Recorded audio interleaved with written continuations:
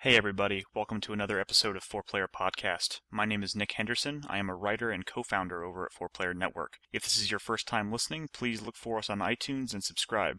Doing so will keep you up to date with not only this podcast, but our sister shows Cocktail Time and Audible Impressions as well. If you haven't already, swing by the website at 4playernetwork.com and join our gaming community by signing up for a free account. And last but not least, please don't forget to tune in every night over at 4pp.tv to watch us broadcast games, record podcasts, and interact with the community. But enough about that, it's time to talk about video games. Let's get started.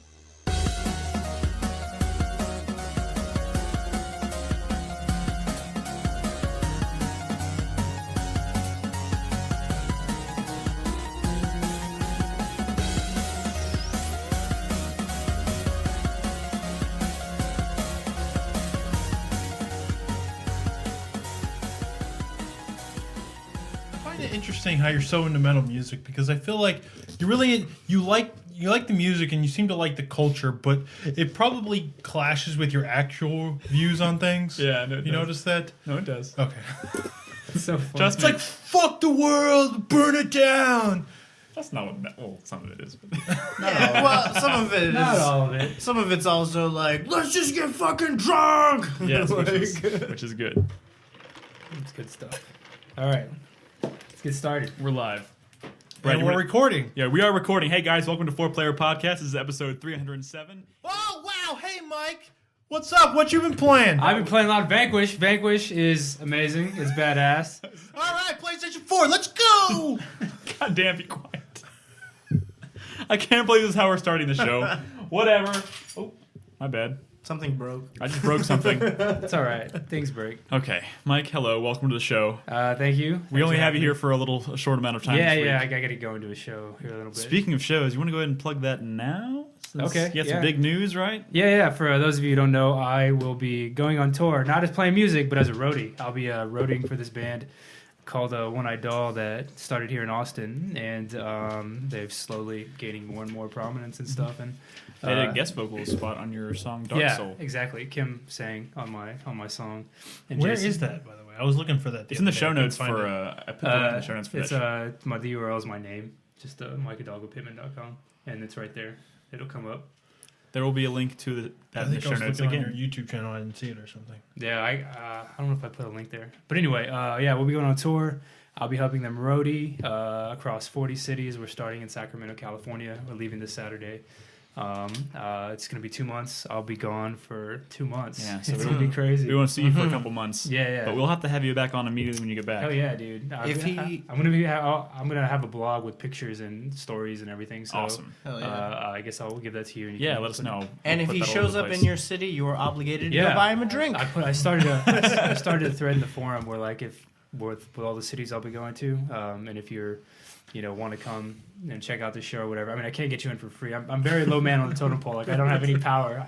I have no power at all. I have to pay for all the shows that Buy I'm Mike a drink. I'm just carrying shit, like carrying shit and meeting people and hopefully having a sounds good fun. time. So it'll be cool. Get to travel. Should be an adventure. Should be an adventure. Driving and traveling and shitting in a lot of gas stations that look pretty gross and living the whole other side. The Yeah, American dream. But anyway, You're not going to come back addicted to something, are you? No. He's going to be addicted to I'll shitting be- and We're gonna gas. see him in 2 months, and he's gonna have a neck tattoo and a heroin problem. He's going This to was how I got in, guys. I'm sorry. he's going to be addicted to shitting in gas station toilets. It's funny. It's like there's actually we talked about that. There's actually no drinking or any kind of that during Someone in shit. chat wants to know over at 4pp.tv if Seattle is on that list of. No, unfortunately, Seattle's not one of those. Like that's one of the first cities I look for because I love Seattle. Yeah. Seattle's so amazing. Mm-hmm. And actually, they've done this 8 times, toured around the U.S. And this is, I think, one of the few times where they didn't go to Seattle. So unfortunately, I won't be going to Seattle this time. But there's a They're like, we're not going to Seattle. We can bring on another roadie. We can afford it this time. Here, Yeah. we're going to bring over Mike. yeah, they're going all out. Damn this it! time. They're getting like a Mercedes like big ass van and shit, like 6 passenger with satellite Wi-Fi and like it's gonna be all cool and shit. So they're upgrading. You should go to Seattle for PAX. That'd be pretty Yeah, cool. you should go to PAX. What day? What day is that? We have no fucking idea. It's like in September. I don't know. Oh, August, actually. Yeah, Oh, yeah. August. Yeah, that would be It's awesome. always in August. I actually know somebody who lives like right down from where they. We do too. His name is Joseph. Oh, Cool. that has to be the greatest story of how we ever brought someone onto this fucking. No, we don't have time for stories. Oh, I want to reminisce. Mike, talk about something before you have to go. You have half Okay. an hour. All right, Vanquish. I've been playing a lot of Vanquish and a lot of Dragon's Dogma. I've put 215 hours into Dragon's Dogma so far. What the Is fuck? that like a second job for you or something? Well, over the course of a year since it's come out. I mean, Did you watch the the Dark Arisen stuff? The new yeah, Deep Down. Deep Down. Hell yeah, I saw Deep Down. That looks amazing. Does that not look like It Dragon's looks like Dogma? Dragon's Dogma. I don't know if they're gonna. They're calling it a new IP though. I, I'm jumping ahead because we're gonna talk about PS4 stuff in a little Yeah, bit. But I mean, it looks very Dragon's Dogma-y, but maybe they just want to go in a new direction with a new IP using the same similar mechanics, which is fine with me. even like mechanically, it's still. I mean, I don't. It's hard to. It looked very minimalist, which is what I like, and it just seemed to be the action on screen with you there. It looked like he was controlling what was going on. Yeah. It looked so amazing. I was like, holy shit, is this what we're gonna be seeing? God damn, that's crazy. I remember just playing Super Mario Brothers back when I was 6 years old to crazy, realistic dragon walking down a cave shit in Deep Down. I'm getting old, guys. I don't know. Reminiscing. And shit. How far are you in Vanquish? I've beat it 18 times. I think I'm still on the. I don't know. If you really get into it and like the challenge, do the Tutorial? special challenge maps. Yeah. Those get fucking hard. I've unlocked 2 of those so far. So Oh however, my however, God. however far, I think the further you progress into the game, the more you challenges you unlock. Yeah. And I've unlocked 2 challenges. So however far that is into the game, I know I'm at the part where there's that huge fucking thing they're trying to take down. There's a lot of huge things in Vanquish. Yeah, that's another thing. they're usually The shooting at the you. scale of the game is really cool, and it's my kind of game because it's extremely hard and it's Twitch based. I'm pretty sure you just So- described the exact reasons why I never finished. The I game. really, really like how aggressive the AI is. Yeah. And it forces you to move, and you move around in such an awesome way that the battles are so frenetic. And That is the greatest thing about that game, though. Yeah. They like the See, that's Romanovs, just it, though. when you have 3 Romanovs rushing you, you're just like, oh shit. Yeah, that's the thing though. Like when you get a hold, it's hard to get a hold of it first, but when you do, it's so incredibly satisfying to have just a group of enemies you throw a EMP grenade into, so they're not shooting at you for your second. Then you turn around, pull out your fucking rocket launcher, take down this dude in 2 shots right here, and then go back to these guys and throw a grenade, so they get all fucking blown up while you're taking on. You're basically compartmentalizing the battlefield. Yeah, no. My favorite fucking gun in that game is the one that shoots a wave Yeah. that pushes enemies back. Yeah, Oh, the life man. gun, I think it's called. Yeah, it's the life gun. Upgrade that one because you can really manipulate sort of the position of where Romanovs are, for example, which are those larger I guess 15-foot robots or whatever. Semi Yeah. bosses things. Yeah, and you can really manipulate where they are, and then you start throwing grenades or rocket launchers, and you start taking them all out. So with one area it of helps effect. develop crowd control then. Yeah. Nice. Which is cool. You don't really see that in shooters. Yeah. That's the thing. The weapons are very inventive, and I mean you can utilize them. I didn't even think about that. I knew I could push them, but I didn't think about using the weapon to corral them all into a specific space. By the way, for anyone who's just tuning in, I just realized we didn't really say what Vanquish is. I mean, it's kind of an older game. We've talked about it before, but it's a Platinum Games game, so that's kind of an important. Because we would be talking about a Platinum Games game later, but we don't have time to talk about that now. We got to talk about the PlayStation 4.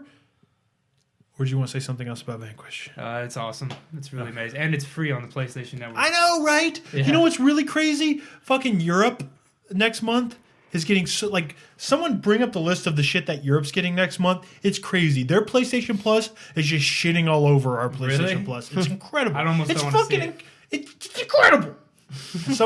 They're getting Watch Dogs next month for free on the PlayStation. I mean, it's borderline that stupid. Wait, the what? That's a joke. But the words that just left my mouth were a lie. Don't believe what I just said. I made that up. Sorry. Or that statement explaining that. Yes. So I guess. So since Mike is going to be here for a short amount of time, so we kind of wanted to cover some of the PlayStation 4 news stuff before he had to leave. So he had a chance to chime in on that. So obviously last week on the 20th, I think it was last Thursday or something like Sony announced the PlayStation 4, which we all saw coming. They made a special early announcement about an announcement, and everybody kind of put 2 and 2 together. So the PS4 is a real thing, even though following this like lengthy, 2-hour long press conference, whatever. We we haven't seen the hardware, which is weird. We've only seen the controller. we've We seen haven't the seen what it looks like. They've given the hardware. Yeah, the thing is, specs. Nintendo did a very similar thing. Is we didn't know what the Wii looked like. In fact, the first time I ever saw a Wii, Yeah, but I mean, a look, Wii look U- what that fucking did to Nintendo. Yeah, no. I mean, Like, that's true. people still don't realize that's a new system. The first time I ever saw a Wii U, like the actual Wii U, was at E3, walking onto the Nintendo booth area, and they had this like fake living room that was kind of like roped off, Oh, shit. and nobody was paying attention to it. But sitting on the fucking stand next to the Was a Wii TV U. was a Wii U, and at that point they hadn't even shown it at the conference. I was like, hey, that looks a little bit thicker than a regular Wii.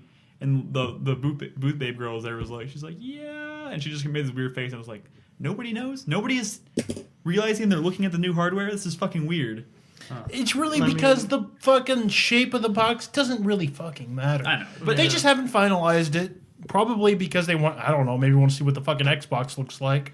Is that gonna hurt Wii U sales? That like the next The generation, Wii U for sure, I think. next gen consoles are out this year. Oh, yeah. Yeah, So, the thing is, I'm not gonna get. Well, it. I think E3 is gonna really make or break Nintendo this year. They have to have a strong E3 presence, or they're gonna get lost like real fast. They need to develop like an Oculus Rift attachment to the Wii U.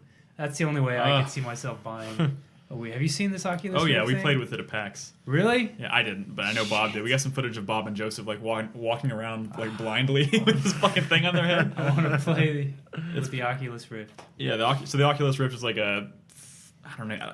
It's virtual visor reality. kind of thing. Yeah, think virtual reality like visor that goes over your head, but it fits in your head kind of like a helmet. You know, It's big, but man, I'm gonna just go ahead and throw this out there.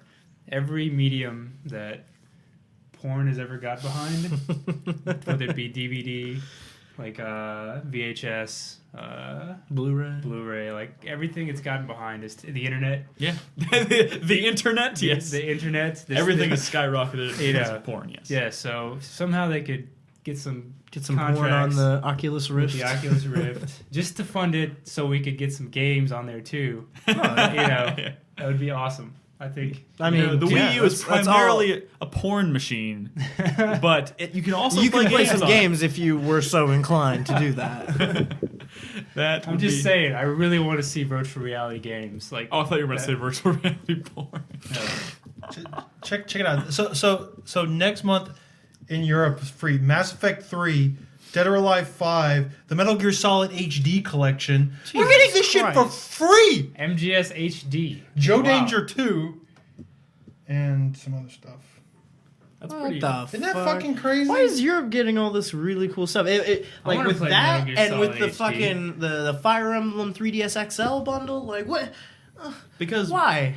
as Americans, we don't appreciate the right things. They got Sleeping Dogs last month too. It's like, I hate Really? myself now. Free? For free. That's a good price for that game. I mean, it's a good game. Like I mean, So especially I would have free. paid for it, but like for free, that know, game would be amazing. You know, those free games operate under the stipulation that you can only have them as long as you have a PlayStation Network account or Yeah. a PS Plus Well, account. as long as you have, But it's worth it. You know, the price of one game, you get access to all these fucking games that are awesome. Yeah, and a lot of the time you end up playing through the game and then realize, I don't need to own that game. I played through it and, I enjoyed it, but it probably wasn't worth spending the full, price on. That's pretty good value. That's Yeah. crazy. I do love PlayStation Plus. By the way, I was going through my old backpack that I took to E3 last year.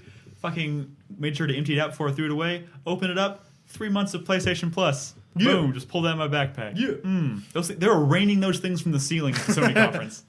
Yeah, literally. I found one on the ground. And they were handing them out. They were handing the year subscriptions to people as they walked out of the... make it rain, PlayStation Plus. Yeah, it was crazy. Anyways, we got sidetracked really quickly there. So the So PlayStation... Deep Down is a great looking game. Wait. How are we going to organize this? Well, I was going to just kind of go through what we know so far about the Okay. PS4, and then we can chime in on whatever we want to talk about. You want to talk about the games? No, we'll talk about the... What the fuck was that? We'll talk about the games in a second. As far as the goes, God damn it, Brad, you are the king of derailing podcasts. It's unbelievable. Anyways, PS4. King like I of said, derailer. haven't seen the hardware yet. I'm sure that's something they're kind of holding off for E3 You and haven't beyond. seen the casing, the The hardware. casing, yeah, the hardware exists. The casing, the thing that makes it look like a thing, pretty thing we haven't seen yet. Yeah. I bet it's going to be black. Yeah. It's probably going to be black. Let's just make a black and a white version, and that's it. Black and white PS4s. Or just it doesn't matter. We're still talking about the box. Holy shit! Controller. They did announce the DualShock 4 controller, which looks like a evolution of the DualShock 2 and 3. Obviously, The triggers are better. The triggers look That's better. nice. Supposedly. No, they've shown them. They're like they've shown them, but I'm not going to trust it until I can feel it. they're concave instead of convex, so that's automatically better. Well, yeah, definitely. But Definitely I mean, true. is it going to be Also, slightly better than the? It doesn't matter. also the sticks are How different. durable Well, no, are these like controllers? That's what I'm worried about. Wait, what? The durability Well, hold on. with the touchscreen on there. And Oh. everything. Oh, I'm sure it'll feel PlayStation 3 solid. controllers are a bit No, this flimsy. you don't understand. I This feel. this is important because having broken 2 or 3 of them myself. like R2 and L2 were so bad on the DualShock 3 that most shooters just had shoot as like R1 and L1 Yeah. because those just felt better. But I mean, making it convex because I use those real triggers, right? And, Well, and that yeah. made a huge difference for me. Now it's kind of like those but built in. I have those like real triggers too on my Yeah. PS3 controller, and I do like them. They make that controller 10 times better, but it's still not quite up to like I feel like where the Xbox triggers. Oh are. well, I mean, no, that, but that's fine. But I'm just yeah, saying, that's like, all no, gonna- it's definitely that is definitely a good thing that they've listened and are redesigning how they are triggers also stiffening are up the sticks. positioned. Like they're The- making them tighter, Okay, more like an Xbox Right. stick, I They're imagine. making the a bit more stick stiff. Nick. responsive. There's a joke to be made there. I don't know. There seems to be a lot of small improvements that are really going to add up to having it be a much better controller. They have the share button, which Yeah, Which is What tied. does that mean? Like So the share button is tied to everything? like is it like, kind of opens up a whole suite of different. yeah, exactly. functions. One of gonna- them is that supposedly the PlayStation 4 is constantly recording footage of the game you've played up to a certain point.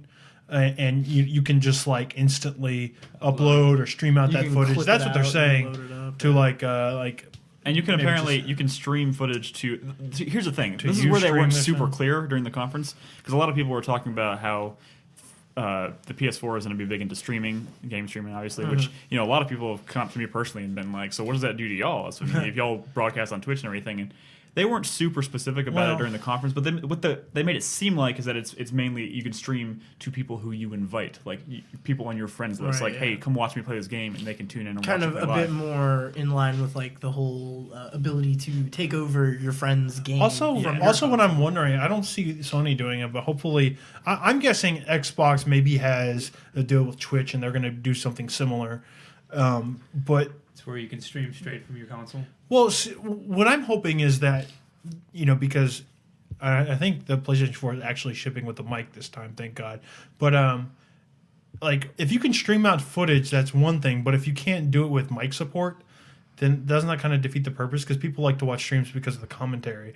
Yeah. So if you can't like turn on your mic and have it stream out your voice, then it'd be kind of pointless. I could see like Sony just like it just being like an oversight and them completely fucking that up. Like, oops, we probably should have had it so the mics worked. Well, and Here's the it's thing. shipping with a camera too. So I mean, do you think they'll have Well, like some an version. integrated like picture-in-picture where like how I like don't when think we that. broadcast? I don't something think like that. I think that's too Here's much. the thing. I don't think any of this functionality is going to be super well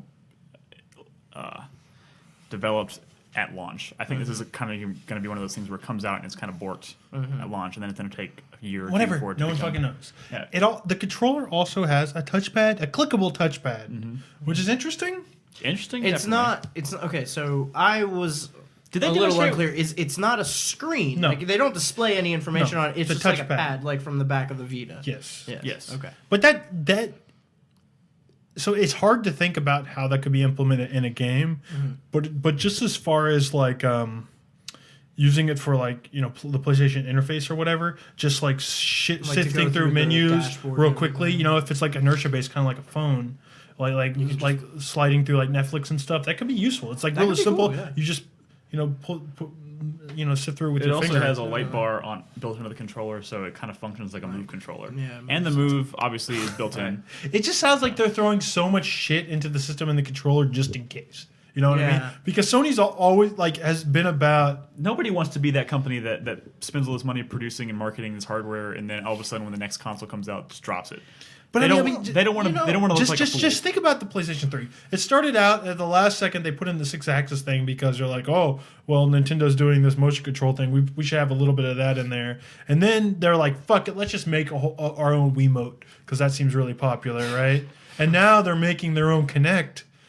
And I don't know if it's going to be in the box, but it is a 3D space detecting camera like a Kinect. Is that going to come with the PS4? Yeah, that's packed in the box with it. Well, no, not with the PS4. They showed it. They showed it, but that's not Did necessarily they not packed say in. that wasn't coming with No, it? it's Microsoft where the rumors are that the Kinect okay. is actually packed in. So the Has to be PlayStation, packed Eye, the new PlayStation Eye is a peripheral, which we don't know for sure yet, but I'm assuming it's not going to be built in to the hardware.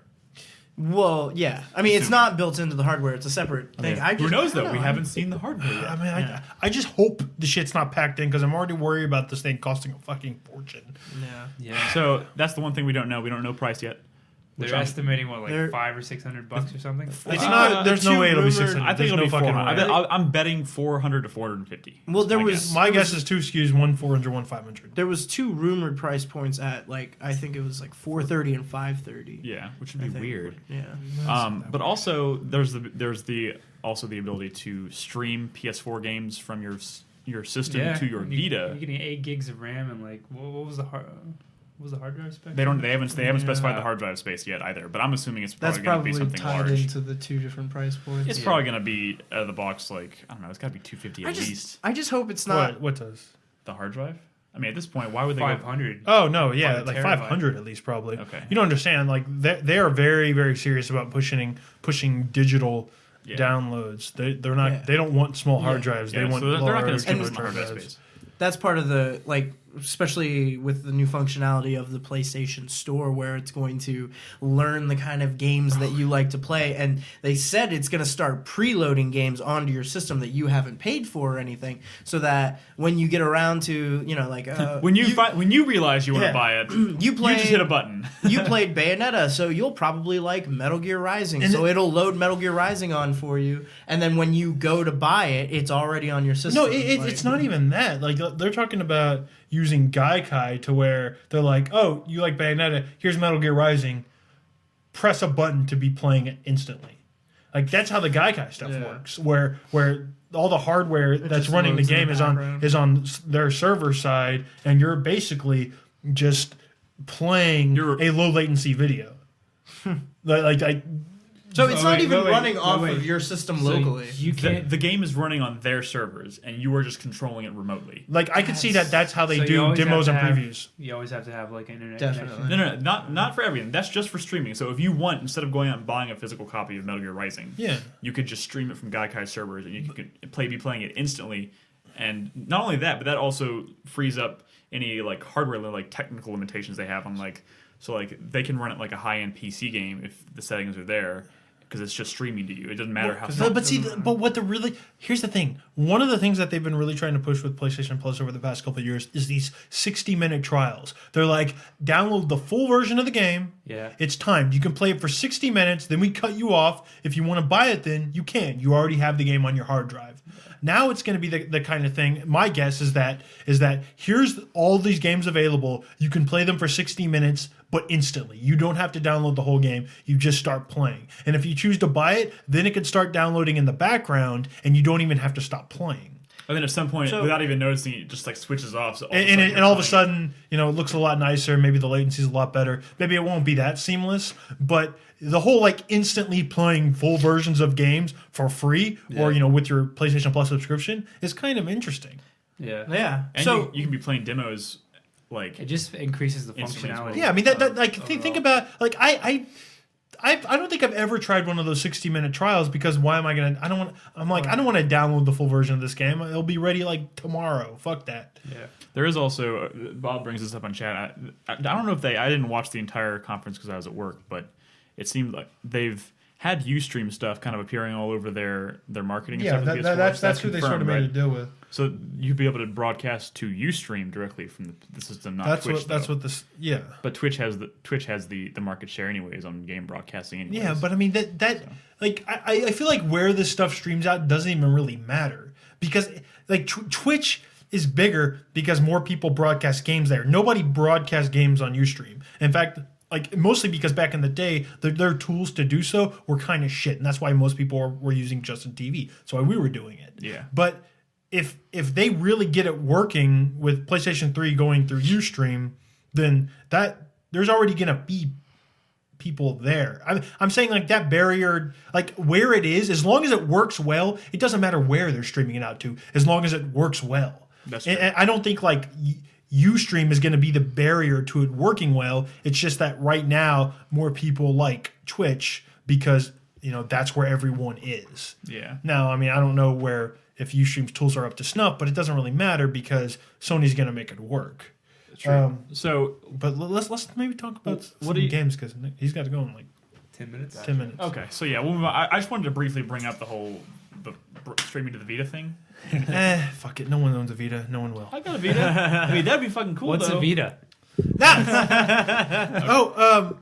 Just one thing like, more philosophically, their approach to the PlayStation 4 is a lot more interesting, where it's all about making it as easy as possible for developers to make games and sell games on the PlayStation 4. The opposite of what the PS3 did. Exactly. And that's kind of refreshing because, you've heard like so many like horror stories about last generation of like ports being really difficult and just developing all together. That's what the PS3 in general had a slower start. It only makes sense to cater to the developers to like make it as easy as possible for them to create and craft games that people can buy on. Which is it's a good philosophy to have. Yes. Yeah, definitely. So let's talk about the games that were confirmed. Let's talk about Knack. Okay, so here's the thing. The trailers that we're about to talk about, the games that were announced, I posted all of them in a trailer dump post on the site today. So if you haven't watched them yet and you want to chime in or take a look at them, you can go find them on the site at 4playernetwork.com. But as far as the games that were announced, like they opened with what I would consider practically a tech demo, but I'm sure it's going to be a full game. It gives me the same kind of vibe as like, I don't know. I kind of likened it to Cameo for the Xbox. It's definitely got that vibe. It has like that bargain bin after 6 months vibe to it. I mean, I know that sounds harsh. I don't want to be an asshole. Wait, what are you talking about? Knack. Oh, don't. No, that's harsh. No, it's harsh. I'm just saying it's but the creator of this game sort of he has a long history of making these types of platformers. I'm not saying it's to be a bad game. He's worked on like Ratchet and Clank, Jack and Daxter. I didn't think Cameo was a bad game either. I'm just saying Those are two great platformers. But like 6 months after Cameo came after the hardware launch, it was already like dirt cheap, and I just get the feeling like this demo or this game looked tailored more towards showing off the kind of technical things that the PS4 can do graphically, like the ability look at all these parts to break things into a bunch of different parts and then build them back up. Like that was cool. I mean, it's just like a puzzle platformer. It looked very like they didn't really show much gameplay. Yeah, I mean, this is all kind of speculation. But I think it could be totally fine. Like the actual cutscenes were very Pixar-y, right? Yeah, but that's impressive. I mean, that's impressive. They look very well produced. Like the writing and the voice acting seemed really competent. It seemed almost like Pixar.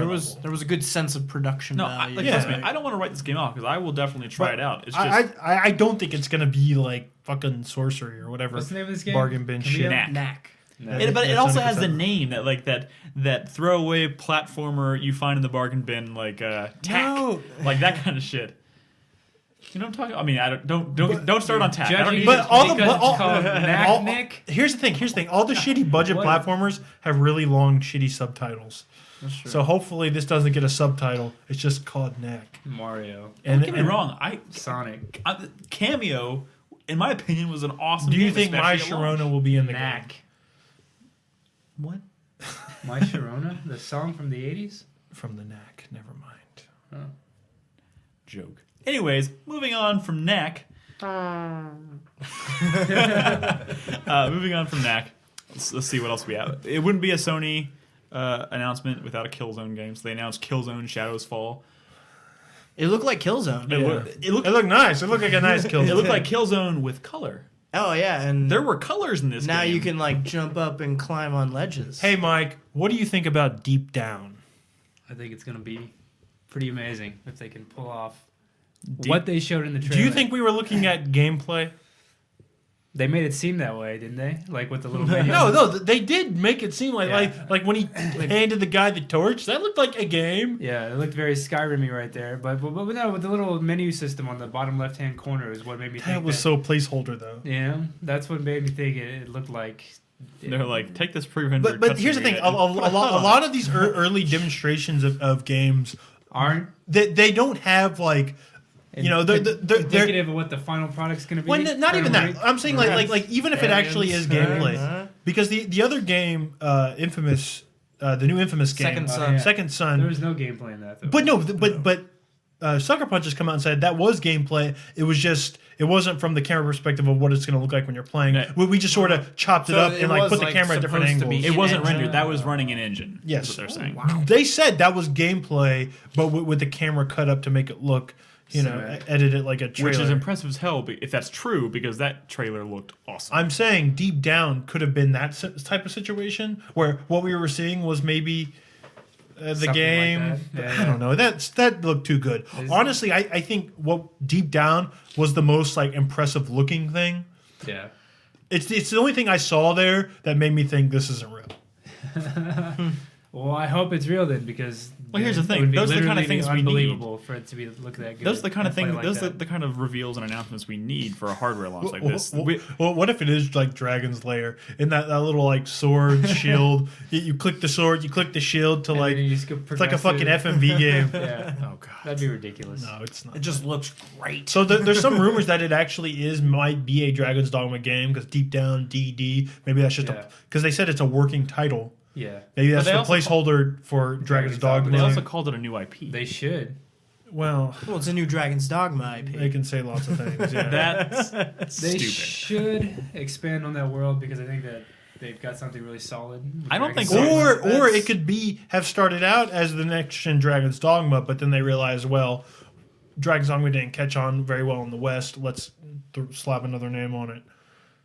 It might be a spiritual successor to Dragon's Dogma. Exactly. They might be pulling an Eco Shadow of the Colossus type. They're thing. trying to trick us into buying another Dragon's Not Dogma. even that. Not even that. Like it's probably like a Demon Souls Dark Souls thing, and like because technically Dark Souls is a new IP. Yeah. Yeah. You know, it might even be closer And than Shadow of the Colossus wasn't a sequel. It was more like, I think. That's what I'm saying. Like, It's just a game in the same universe. It's a game that is very clearly like imitating or Drawing influence like- from another game without being a sequel. Right. Quote unquote. Is there So they- anything else you saw, Mike, that you thought looked really good? Watch Dogs looks pretty good. Yeah. Watch Dogs continues to impress. The, The funny thing is, they didn't really show anything super new. It just No. still.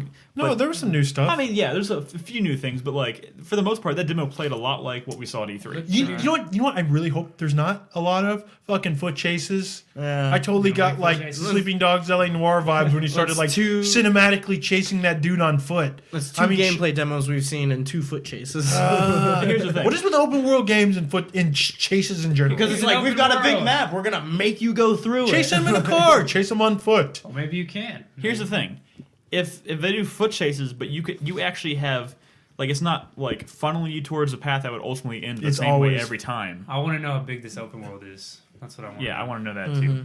I haven't gotten much of a scope of that yet. No. but- I just don't They want haven't to. really I said just don't much want about it to it. see the kind of thing where like too soon in the foot chase you trigger a traffic jam, but it was too soon. There was a cinematic moment we think- wanted to happen, I so that traffic jam didn't actually stop him. I think. Because that shit I happens in think these if the open world chases games. were more dynamic, like if every Yeah. chase that you went on was No, actually absolutely, different, it needs to be like that. would that be actually pretty cool? You know, to have like the world actually influence. You know what? Not a instead lot of being people. cinematic kind of like triggered kind of shit. You know what? Not a lot of people are talking about. Sorry, I'm going fast just because Mike has to leave Yeah, like I got now. One thing I noticed is that a lot of these, a lot of people are talking about Watch Dogs, but they're not talking about who's developing it, and no one seems to be concerned that Yeah, it's Ubisoft Ubisoft. Reflections or whatever, which that are the- like the driver guys. Oh. Their last game, I believe, was the Driver San Francisco, game, which was a pretty cool game. But everyone's talking up this is the next big Ubisoft game, and we'll just have to see. This I is mean, a pretty big step up. I would say this, though. The beginning of that demo that they showed at the PlayStation press conference just reeked of Assassin's Creed. Yeah. Like, Well, it's because the UI yeah. and stuff. But that's Yeah, but see, that type of UI belongs in a game like I got Watch to Dogs. thinking, what? Like, I mean, I'm sure other people have been talking about this before, but like, what if this is all just like a big Kojima style smoke and mirrors, and Watch Dogs is like Assassin's a new Creed. modern day Assassin's What if Creed? Watch Dogs is the Assassin's Creed of the modern day that everyone's been wanting for? Right? What if? What if? What if? What if? What if? What if? They were making a new Assassin's Creed in the future, and they realized Assassin's Creed's kind of dumb. Let's just make this a new, A new thing. game. That's a possibility. It could have started as an Assassin's Creed at one point. Plus, Assassin's Creed 4 is going to be pirates. yeah, the poster. Man, we're just jumping all over the place. But yeah, good point. That's something we're going to talk about later. I want it to be pirates, so I can. Black Flag. That game should Yeah. just. There should not be a single foot chase in the new Assassin's Creed. It should Ship be all chases. on a ship. Ship chases chases. are fine. Ship chases Dude, are if fine. And it with that, was, guys, if it did I take gotta place go. mostly like at sea with islands, and you could just like pull up to enemy ships and board them. All right. Oh, I'm sorry. I got all Okay. excited. Mike has to go. Mike has to bug out. Thank you, Mike. Later, guys. We'll see you in a couple months when you get back from your tour. Yeah, that's going to be fun. Have fun. Don't die. Don't get addicted to heroin. stay Are you gonna be able frosty to come out over there. tomorrow night? Maybe. All right. There's a lot of stuff I got to get done beforehand. So Well, good luck, Mike. thanks, guys. We believe in you. If I don't see y'all tomorrow, Wednesday or whatever. Well, I guess I won't see y'all for like 2 months. Yeah. So maybe. Are you going to be the most well dressed roadie on the road? Fuck yeah, I am. Hell yes. Good answer. You're gonna be a wiser, more evolved man when you. I was telling him, like slip something into the drummer's drink, Be like, oh, our drummer, he's sick. You gotta go on, Mike. You gotta go on. All right, I'll think about it. All right, later. Too bad guys. there's evidence on the internet now. Yeah, I know. Shit, Bye, shit. guys. We'll have to edit that. All right, later. Later, Bye, Mike. All right. So now we can slow it down. We just fucking. That was the most Just high hammered through. energy, fast paced. My heart's beating really fast. Let's bring it down a notch. Lower the lights a little Let's bit. we'll not do that. So, Yeah. Mike's gone. So we're gonna take a quick break because we need one, and we're gonna come back, and then we're gonna slowly talk about the other news. We'll talk about our impressions of Metal Gear Rising and Crysis 3, and then we'll talk about Tomb Raider reviews. Metal Gear Rising. I just said Metal Gear. Tomb Raider reviews. Did you not want to have a conversation about Tomb Raider reviews? Well, not about the reviews. Just Well, about the game. Initial. We can infer stuff from the reviews that have come out so far that might lead into it. Because next week is the release of Tomb Raider. So, I don't know. If there's not a discussion to be had, correct me. I don't know. I don't know. Were we going to talk? Well, maybe somebody in chat could tell us what about Tomb Raider, because we could talk about the violence. We could talk about. Look at the violence. That is true. Anywho, we'll take a quick break. We'll come back. We'll talk about all the good stuff. Although we didn't finish talking about the PS4, did we? I want to ask you what you thought about Infamous.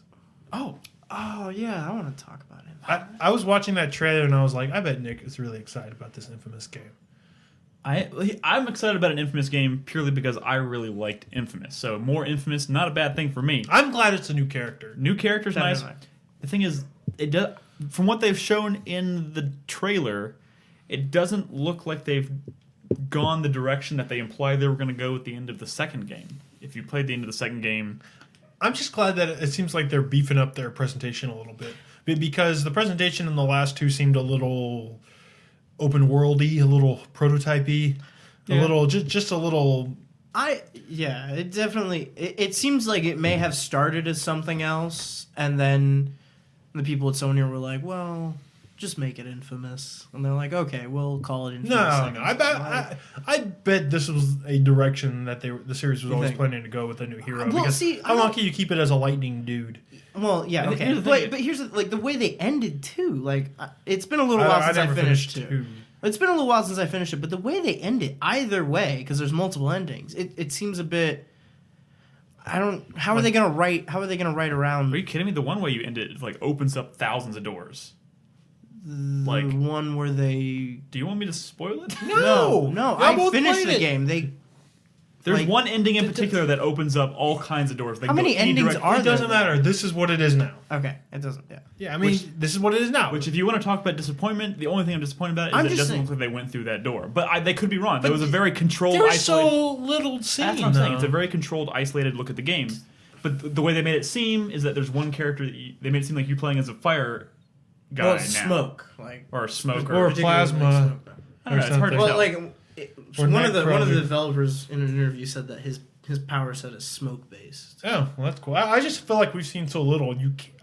I don't see how, unless like all the males in the world died at the end of Infamous 2, and this doesn't make sense because only females exist, and he's not a female. No, do you want me to say it? No, I'm saying, how could this really close the doors? Like, can there do other people with superpowers still exist? But that's the thing. I can't say without spoiling it. That's the whole nature of the ending of 2. But even if that's the case, what makes you think that somebody else wouldn't pop up with powers? I mean, I guess it's possible, but it just. I mean, it it's almost a seems comic like book what's. almost. I don't know. My point is, I had misgivings about the ending of 2 anyway. When it came out, like I kind of feel like this is just going to be a little bit of a retcon. all I'm trying to say is that they seem to focus on one particular like hero character when it could have been a much grander scope. Well, but we don't know anything. That's what I'm saying. That's what I'm trying to say. Is it's hard to tell from the one trailer, but the one trailer painted it that way. Like all of a sudden, you are not playing as a lightning dude; you're playing as a smoke dude, and that's the big difference. Yeah. When it could have been Right. implied that it's a lot more than that. Maybe he's like fucking Alice from Nightmare on Elm Street 4, and he gets all the powers of all the heroes and can kill Freddy. What did you think about the other announcements, like Blizzard coming out and saying, "Hey, Diablo 3, bro"? Well, the only way I'm ever going to play Diablo is on mean- console, probably. So But they also said it's coming to PS3 and PS4, right? Yeah. So like, Destiny was like the thing they ended with, like, is- "Hey guys." which is like, I mean, that I never expected that not to come out on the PS4. Yeah, so that's the thing. yeah. They could have opened with that. When they went to Activision, we knew it was coming to PS4. That's not really a surprise. So I'm wondering why they ended with that. I thought The Witness looked pretty cool. The Witness is like Mist, kind of. Yeah, it makes me think of Myst, Which is cool. Which is cool. Which is cool. really and the neat. music was so good. In the Yeah, the trailer. music was Holy good. shit! I mean, to have a game like that in a mainstream spotlight, I think Jonathan is really Blow's cool. still a douche. I was hoping that David Cage would show more than just like an old dude's head. I was hoping that they would show more of their last tech demo, which was much more impressive. The one with the Heavy girl. Rain demo. No, the the girls? one with the girl getting built, the android. Oh yeah. Ooh. Yeah, I was hoping that they would maybe show some more of that or something from that, or maybe that as a That was a game. really cool demo. That was really cool. No, that was way more impressive than Yeah. Then what Old they Man's went Face. With, yeah. That old man's face. So- Yes, that's cool. I mean, I'm always excited to see what's going to come out of that studio. What else was? Is there anything else we're missing? And guys, There in was some the stuff chat? that was noticeably missing. I was really, really, really expecting The Last Guardian to make an appearance. That would have been the perfect fucking time to remind people that The you thing is, we don't even know if that's on the PS4. all people's eyes were on that fucking press conference. I think Last this kind of Guardian confirms. is a myth. No, it's not. I think this just confirms that it's a PS3 only game, Yeah. Probably so. and it's hopefully coming out this year. But It's got it. That It means, doesn't even matter. That means if it's not at E3 this year, I don't think it's going to come out. no, they're not canceling that. There's no way. I mean, if it doesn't show its face at E3, what are they going to do? Like they have that window where it comes out as a PS3 exclusive before the PS4 comes out as like a late generation PS3 game, and that's a good move. But then the PS4 comes out and it's only still available on the PS3 and not the PS4. That's just kind of a weird. How long has that game been in the development cycle? Well, we saw it the first E3 we ever went to, which was 4 years ago. We saw like the debut trailer for it, and then it has not been at E3 since then. Here's another thing that's missing. Square Enix's dick on the table. What happened there? Oh, yeah. They just showed that video that they already showed before. That was lame. Why did they even bring them out on stage? I think they wanted to. I don't know. I mean, they could have. when They could they have done come out, anything. They when, could have. when a company like Square Enix comes out and says, "Hey, we have a new Final Fantasy game being announced at E3," it's kind of a big deal. It's kind of a dick move. But I can guess I can see like if Square Enix wanted to be a part of the presentation, like they have they're a big company, they have a big name. Like for Sony to be like, "Do you have anything you can show at this conference?" They'd be not like, "We have even- something we can like- maybe talk about, but we don't have anything to show." They kind of just should be there to make an appearance at any rate. Like this like by saying that pretty much guarantees that people are already anticipating the Sony press conference at E3 this year. Yeah. All right. So was anybody else expecting more from Media Molecule? Yeah, I mean, that's not really my cup of tea from the beginning, so I wasn't super bummed. Not seeing anything, but yeah, I can. But that's the thing. I mean, regardless of how you feel about Little Big Planet, it's one of, I think, the most interesting and innovative games of this generation. Yeah, definitely. And just maybe maybe just the game with like the best fucking spirit or whatever. It was just it was the kind of game that whether you loved it or hated it, you knew that Media Molecule is seemed like a pretty great studio, and you wanted to see what was next for them. Yeah. And while Tearaway on the Vita looks kind of cool or whatever, they didn't really like. I mean, I guess what they showed were just tech demos. Yeah. But I mean, the stuff they were doing with the puppets, that looked cool, if only because it seemed like an extension of kind of like the way you can manipulate your Sackboy in Little Big Planet. Yeah. And like honestly, some of the most fun of Little Big Planet is creating these little scenes in your head and like making your Sackboy like smile and grin and like smack the dude next to you and like moving his arms around and moving his head around.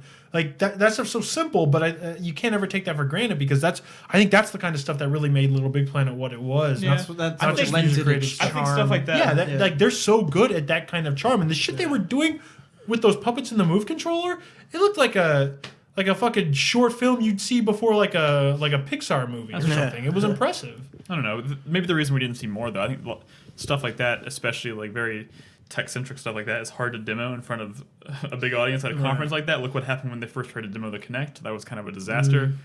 I don't know. That's the kind of stuff that's better shown hands-on and like people talking about like people going and playing it and then talking about their experiences and stuff. I don't know if it's necessarily the best place to demo in front of a huge.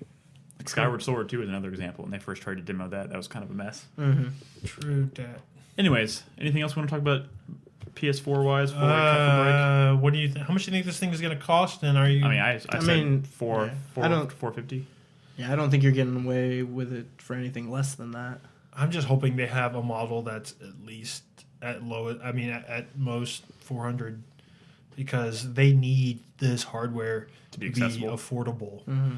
Otherwise, Sony is fucked. That is true.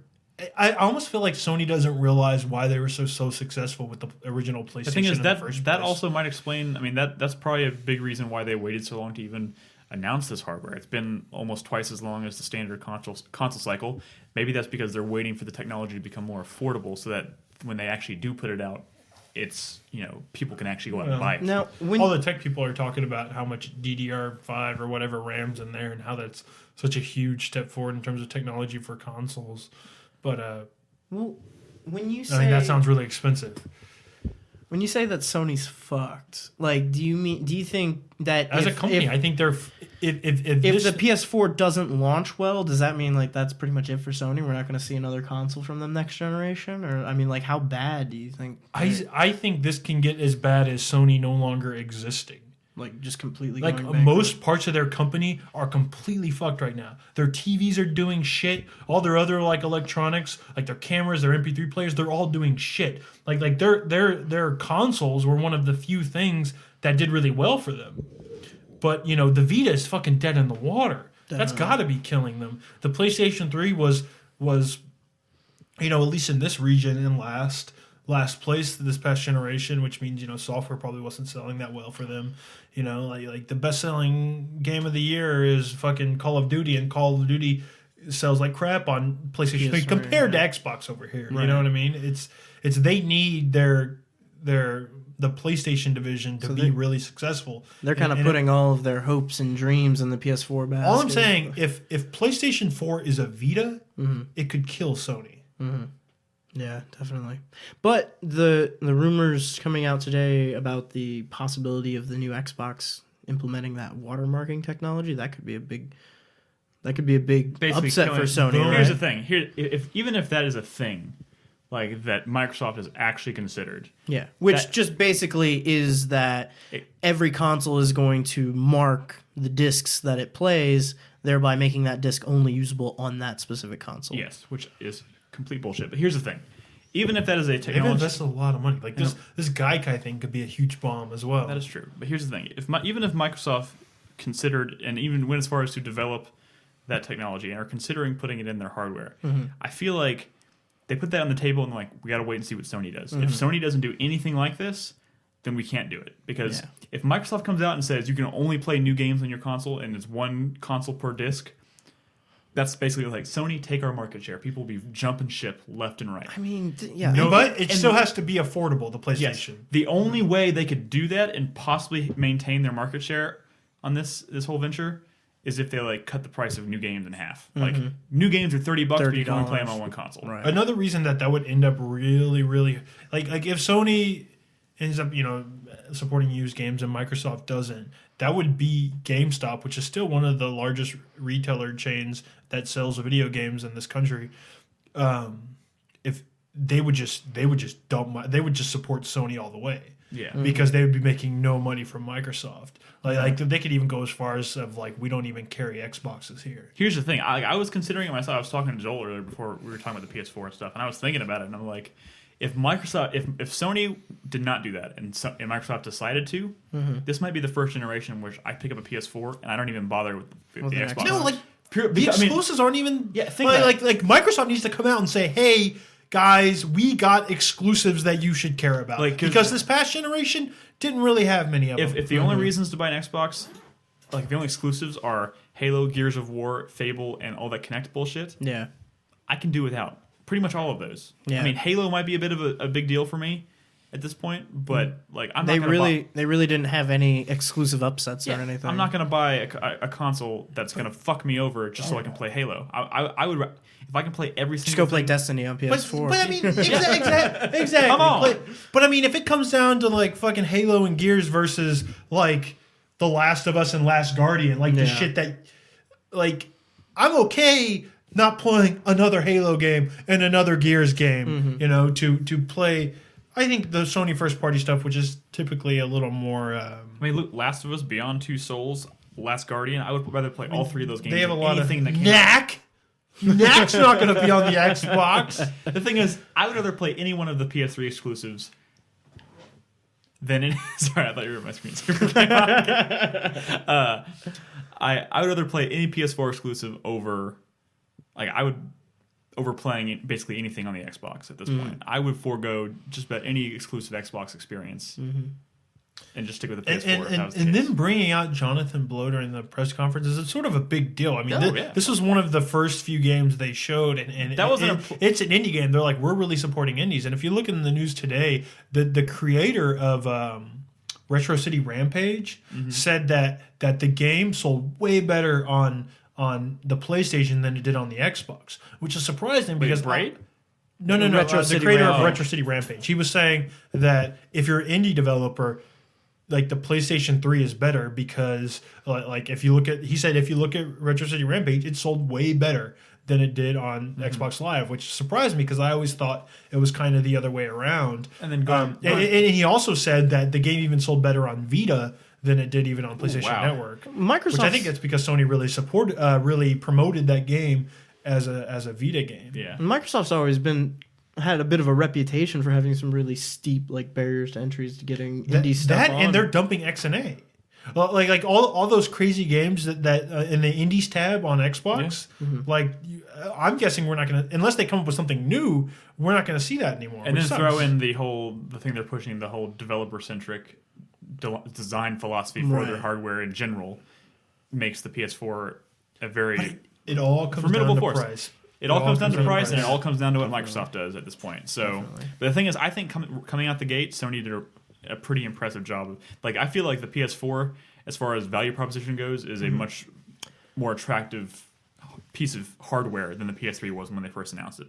But like you said, it all comes down to price. Well, I think even if you are an Xbox fan, it's kind of this Sony's presentation is kind of exciting because they're putting a lot of pressure on Microsoft to step up their game. Yes. So I'm sure the Xbox is going to have lots of juicy stuff too. So. Yeah, but I don't know. I don't know. Like what if I see Microsoft like money hatting like crazy behind closed doors, you know what I mean, or behind the scenes, under the table, whatever the fuck I'm trying to say, and that's Microsoft gets that, I think, more than Sony does. And if Microsoft comes out and say, hey, I mean, this is probably not the example that's going to actually happen, but if they said something like, hey, you want to play Call of Duty, you have to buy an Xbox. If they do something like that, it's over. Like barter for an exclusivity deal with. Yeah, that's what I'm Activision? saying. Yeah. Like the idea is that the third party exclusive is gone, and I think that's because none of these companies are throwing enough money at these publishers. Right. But if Microsoft really wants to win, they need to do something like that. They need to come up with a relationship like, hey, you want to play Red Dead Redemption 2, you got to buy an Xbox. I would buy an Xbox for that. Yeah, probably. if that was the only way to play Red Dead 2, Probably I be would swearing at Microsoft, but whatever. I I'd would still be- do it. I'd be crying while swiping my credit card. Take it. I just feel like last generation they were so focused on like money hatting like these Japanese developers, like, oh, we're gonna have Lost Odyssey and Blue Dragon and as exclusives. Yeah. exclusives, but that ended up failing for them. So now they're probably not even going to worry about Japanese developers start money hatting some of the bigger Western developers, Mm-hmm. because they already do a really good job with exclusive DLC. What if they just take it a step further? Right, and just go for entire Go games. for Brooke. You want to play Madden? Man. Buy an Xbox. You think we're going to see an Xbox announcement before E3, or are they wait till E3? I remember hearing rumors that they were also going to be doing their own kind of I exclusive. feel like they April. So that's the rumor. Thank you, April Chris. says Chris. Yelling from the other room. All right, so let's go ahead and take a break. Like I said, we were going to do about 20 minutes ago. Well, there was still stuff to talk about. I know. But I just needed to take a break from trying to rush through all the stuff when Mike was here. So we're going to take a quick break. We'll come back. We'll talk about our impressions of Metal Gear and Crysis, and then wrap up the show with all the usual community stuff, along with we'll talk a little bit about PAX coming up this month or next month. So don't go anywhere, guys. We will be back in a moment.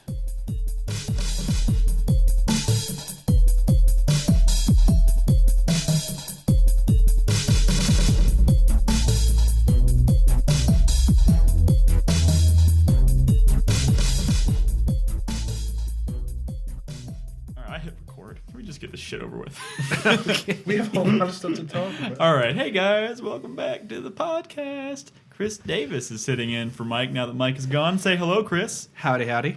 Welcome back to the show. Hope you've been playing some games. I have. Oh, What? I thought we were going to lead in with Metal Gear Rising. Here's the thing. Which, have you played that? I just started it this evening, actually. Oh. I have not started it yet. But let me just say. Are we going to lead in with Crysis? Because he talked about Crysis on Cocktail Time. No, we're gonna And lead- Joseph, for some reason, kept dragging out the fucking conversation about Crysis. And it really sounded like everyone wanted to stop talking about Crysis. But Joseph couldn't shut up about Crysis. And Joseph didn't even care. He sounded like, I don't even care about Crysis, but I'm going to carry out this conversation. He kept asking about the fucking suit and removing the suit. And I'm like, Joseph, I know you don't care this much about Crysis. And every 5 minutes he said, So should I play Crysis? Should I play? And every fucking time, Chris said the same fucking thing to him, but then he went on about the suit. And then 5 minutes later, he asked that question again. Chris told him the same fucking thing again. Chris was there. He knows what I'm talking about. Yeah, I do. It was ridiculous. Here's the thing. Drink. Here's the thing. Drink. Crysis is pretty good. Wait, I thought... Let me just get it over with. Oh, okay. I'm so tired. I'm so done with this game.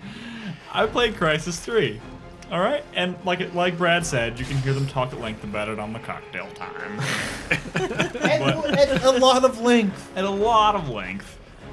And girth. And girth. I played Crysis 3 this week, and I will tell you this. I will never, with the exception of Rising, I think, because Brad talked me into it, I will never play a game on hard again for the sake of extending the experience when someone tells me it's a short campaign. Because that is the only reason I was like, oh, I'll play it on hard.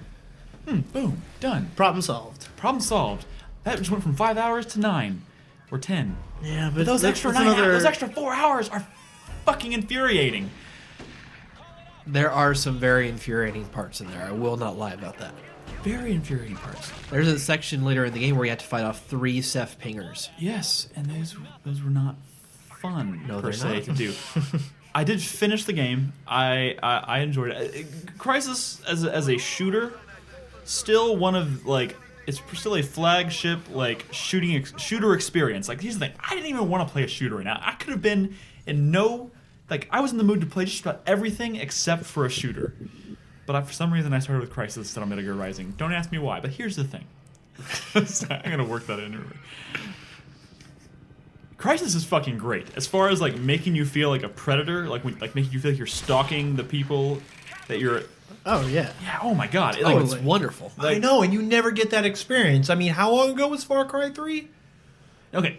That's actually something I wanted to bring up because I don't classify Dishonored as a shooter. Well, no, the stalking part. Yeah, but that's a little. I'm purely talking first-person shooting mechanics. This ain't Call of Duty. This is like methodical. Think before you move. Take cover. Don't just poke your head out and shoot dudes. Yeah. You need to think about everything you do in this game. There are some amazingly well thought out levels, like multi-tiered levels that are like, like dilapidated skyscrapers that you can like jump down from floor to floor, and there's walls busted out, and there are so many ways to stalk your prey in this game and make you feel like a complete badass. And I feel like Far Cry is the only other franchise this generation that really pulls that off, but the people who created Crysis are the people who created the original Far Cry, am I correct? Yes. But I think Far Cry did the stalk. I think Crysis 1 did the stalking really good. I think it's Far good. Cry 1 it's and still 2 and good 3. Here. That component of Crysis is still there. It's still very well done in Crysis 3. It's just, it's smaller in scope. It's not super open. It's not even as open as Crysis 1, which was still... I can't believe they took away all the powers. There's armor and invisibility.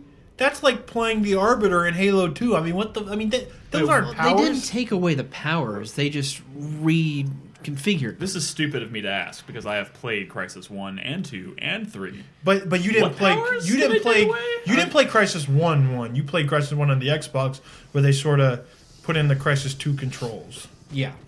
Really? So they took stuff out of that? Yes. They took.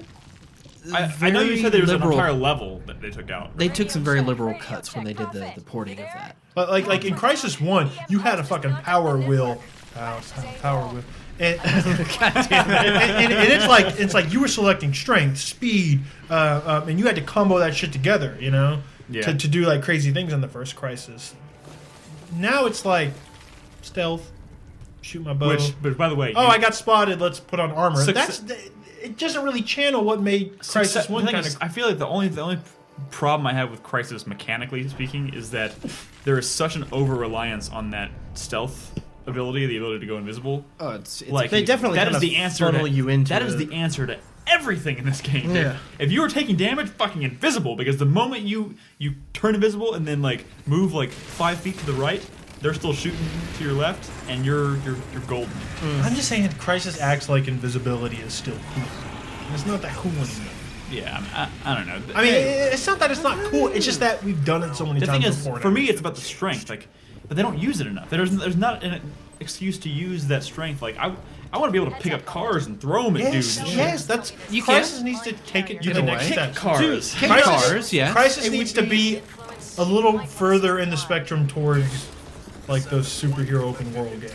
What they need to do is have a better integration of like different types of power sets, where instead of like focusing all on being stealth and being an assassin and stuff like that, it would be nice to be able to sneak around and then instantly uncloak and like pick up a dude and rip him in half. Like that would be awesome. You're sick, Chris. Yeah, but it would be cool. Yes, you should play Prototype. It would be cool. Well, better integration. What you're saying is kind of what Dishonored did pretty well. Yeah. I mean, take some more cues from that. Like, basically, instead of locking you into one type of playstyle, which I kind of feel like, I mean, you can play one way or the other very well. Yes. But you can't do both of them at the same time as well. Here's the thing. Drake. God, now that you pointed that out, I'm realizing how much I actually. Oh no, that. There's going to be a counter on this because episode. I'm actually not saying it because we talked about it. I'm actually just noticing it more now that I'm saying it. Does that make sense? Whatever. Yes. I was about to say it again. I don't know how to continue my sentence without saying it. Do you feel like he's locked up? Oh no! just put it out there. Wait, here's the thing. Wait, let me finish my thought, because Here's the thing. Why? I feel like Crysis 3 is a great game. The powers, whatever they give you with the suit, are awesome. But why did they never like? They're the same. Crysis 1, 2, and 3. Why are they all the same? Why don't they ever give you like? Even if it was just like, here, have this extra power in this one, and then here, have their extra power in this one. Like, it's the same skill set. Or all just the way scale it across up. the Like franchise. in Crysis 3, you can jump, like actually jump high. I want to be able to like jump like 100 feet in the air. Yes. Because I can. yes, That stuff would be awesome. But it's no. so conservative. Yeah, it's very conservative. Why are the powers so conservative? I don't want to punch slightly stronger. You know, I don't want to run slightly faster. I want to like do that like exponentially. So you know. I think for the sake of the story is why they limit it. Oh, see, and that's why See, fucking gameplay should always supersede story. well, you have to realize there's a 23-year gap between Crysis 2 and 3. If you follow the narrative like I do, The thing is, by the way, Crysis 3 kind of jumps the shark. yeah, it jumps the shark in several instances. Like, I actually really enjoyed like the fiction they created in Crysis 1 and 2. This one, not really feeling it. Oh god, I can't stop saying it. Well, let me finish my thought. Then you can go towards yours. It's the same nanosuit from Crysis 2. Yeah. So it's the same person trapped in that nanosuit. I think people should take a drink every time Nick says, "Can I just spoil it? I want to spoil it so bad." No, I'm not trying to spoil anything. Or no, we should take a drink every time Nick says, "I'm not going to spoil it. This isn't going to spoil anything." I feel like the new thing they give you in this game, like they give you a bow and arrow. Wonderful bow and arrow. It's a wonderful bow and arrow. Oh, that's not fresh. not That's enough fresh. not enough opportunity to use it. There is nowhere near as much ammo for that, or there are not enough arrows throughout that world to really encourage you. You can pick know what? the arrows up. the ones that don't explode when they impact. You don't need to rely on those other arrow types. I know you can pick up the little ones, like the ones that just are. I use the arrows. bow for 90% of the combat in that game. Really, I used it for like 20%, Maybe and that's it's what- not because I didn't want to. You know, I'm getting real sick of games adding bows and arrows with all these special types of arrows and not including one that's a big boxing glove that punches people out. True. Well, think They of it- need that. True. Well, the year of the bow is finally coming to an end Yes. with Tomb Raider. Tomb Raider. So Oh, it's not over. Oh, you mean Green Arrow? Hey, we should add a category at the end of the year: best game with a bow in it. But that was last year. yeah, that too, was last right? year. It's like So you mean we've got 2 games. this whole year with fucking that. decade is the decade of the bow. Developers are gonna Maybe be like, half "Whoa, a game if you count. Why don't we Mass Effect Why don't we 3. do it? Why don't we do like a gamers like a, really like bows." like a retrospective award where it's like best game of the generation with a bow in it. Do crossbows count? I think they do. Do you know what would be a interesting power to add to Crysis? If they gave him a sword and you could cut dudes up into pieces. Whoa! Way to fucking Wait, transition. you should probably just play Metal Gear Rising. Metal Gear Rising? No. Oh wait, I already finished that game. Revengeance. I already finished that game. Oh, was it short? All right, let's have, Why did you ask that? What did I ask? What? You work in video game retail, right? Undisclosed video game retailer. come on. Is the word on the street that this game isn't very long? A lot of people are under that impression. It's so fucking stupid. Yeah. Here's the thing. Drink. Fuck! Shit! Platinum games, video games, are designed in such a way to where they can be very, they're very replayable. Oftentimes, there's speedrun goals, do it fast, you get a better rating. Because in Platinum games, like Bayonetta, like Vanquish, like Metal Gear Rising, like the speed at which you complete a certain section is timed. And, it's meant to be replayed so you can get faster. You get a better score. You go from C to B to A to S, Absolutely. So they designed it in such a way of they had this idea of wait a minute, we could still make a game that has lots of story and cutscenes and have all that, but still have it be very speedrun friendly. And that's that we won't actually calculate all the time that you spent in the game, outside of combat. We'll only go from Exactly. the moment you have full control. Exactly. And they don't calculate retries, Right. Because they only want to count your best time of when you actually completed it. So here's the thing: I finished Metal Gear Rising, And there's a lot of word on the street that like this game is short, and a lot of reviews had just said, "Oh, I beat this game in 7 hours," and they threw because at the end of the game they looked at what their final time was. Final finish screen. I feel like the way Platinum Games does things, and the way reviewers are kind of lazy about, I don't know, looking at their fucking watch, actually finding out how long it took to play the game, it's going to hurt the sales of this game. Because like you said, maybe that kind of words out on the street. So when I finished the game, the clock time was 7.5 hours. But you spent more time than that. So yeah, we calculated how much time I played on the feed, and I backed that up with Raptor, which calculates game time. It was 12 hours. So Because they don't count anything out of combat. They only count that one successful try. They don't count cutscenes or story or codec calls. None of that's counted. That's almost You're twice also what they very said. strongly a character action game player, all right? Yeah. So you also have to question how many of these reviewers are they playing on normal or are they playing on easy? See, when that's they the thing. rank On through? easy, you could probably blast through, but You probably really can. I'm saying the people who say this is a 5-hour game are the people probably playing on easy and looking at that time at the end of the game. This is not that short of. I mean, this is a pretty decently length character action game. Okay, so let's get into the meat of it, though. I'm curious because I've been itching to start it ever since I got about halfway through Crisis, and I was like, I really wish I was playing Rising right now. Tell us about Rising. But you said it just like that too, didn't you? It's a Right game- after I almost threw my controller against my wall. It's I like Metal Gear Rising. I don't think it's like Platinum Games' best effort. I think I prefer like Bayonetta and So is it? Vanquish to this. So mechanically, you don't think it lives up to? Mechanically, it's got some sloppy mechanics. It's got some issues. Is that A lot of it has to relying do on the with the camera, Okay. and it's not just that the camera is sloppy. It's that they do some really make some really stupid choices that make it not that make it just feel shitty. It's not just that it's all over the place. It's that moving it is very sluggish. Like I gave some examples on the feed of what I'm talking about, and there's like the dead zone of moving the camera is kind of fucked up to where you can move the stick a little bit, actually have the stick tilted, and have the camera not move at all. You actually have to actually push it further to make the camera start moving. That's really sloppy design. Like that dead zone should be 0 when it comes to camera controls. Yeah. But also, and there's really stupid shit like when you pull up a sub weapon to aim like a rocket launcher or something.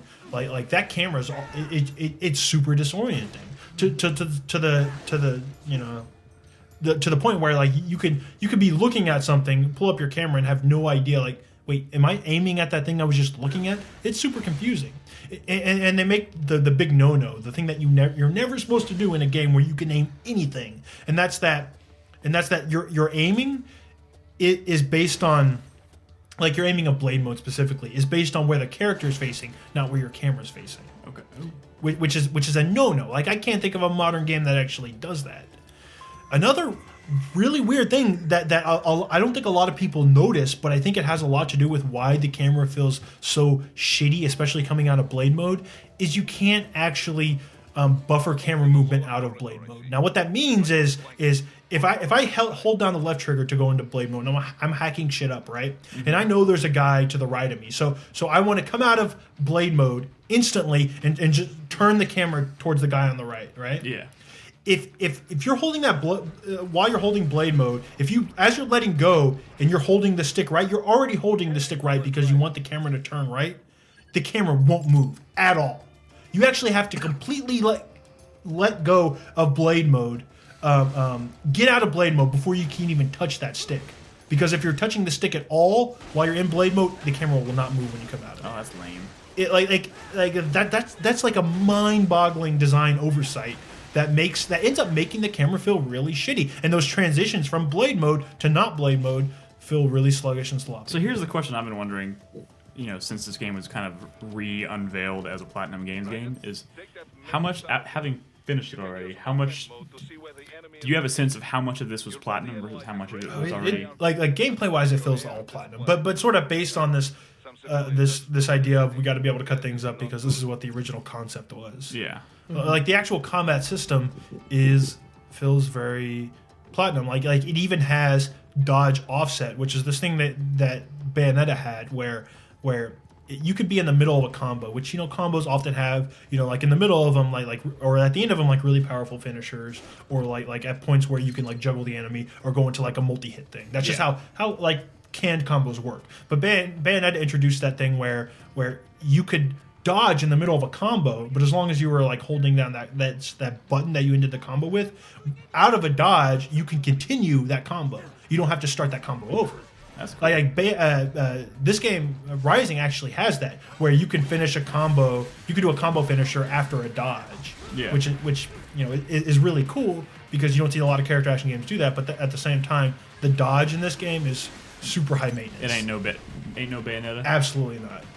Absolutely not. So you often find yourself Can't turn into a panther in this game. But here's the thing, this game is still really fun because slicing dudes up is really fun. Like the combo system is really satisfying. The parry system is super satisfying. I mean, it's not as tight as it is in, say, like with Royal Guard and Devil May Cry, or like in Bayonetta, it introduces a similar type of parry system if you get a certain accessory. It's not as tight as that. It's very forgiving, but it's still super satisfying. There's something really satisfying about timing every single parry on a multi-hit attack. Yeah. And so the game is still fun to play. Enemy designs are constantly evolving to become like more challenging. Tell me about them boss fights. Boss fights are good.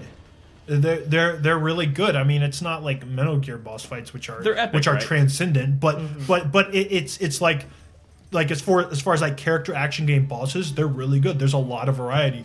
There's some pretty epic ones. Yeah. My only problem is that I feel like a lot of them do that thing where they transition to like cinematic cuts or like QTEs too frequently, or not even so much QTEs, but like all of a sudden we need to be fighting on the top of this plane. You know, like in Bayonetta, you're fighting part of this fight, and now you're fighting them on a missile. Now you're fighting them on top of this falling building, and I feel like if it didn't pull you out and to put you in these new places, the boss fight would have, like the flow of the boss fight uninterrupted, it's just usually better. And there's one boss fight in this game that's probably the best boss fight in that game, that is this big, like it's got a great fucking setting, it's not interrupted at all, it's just a great... Is it the train one? You're on the train and stuff? No, it's way better than that, but it's against that guy, but the setting that it's in is like fucking beautiful. It's like fucking sunset, like a small like country road or what. I don't even.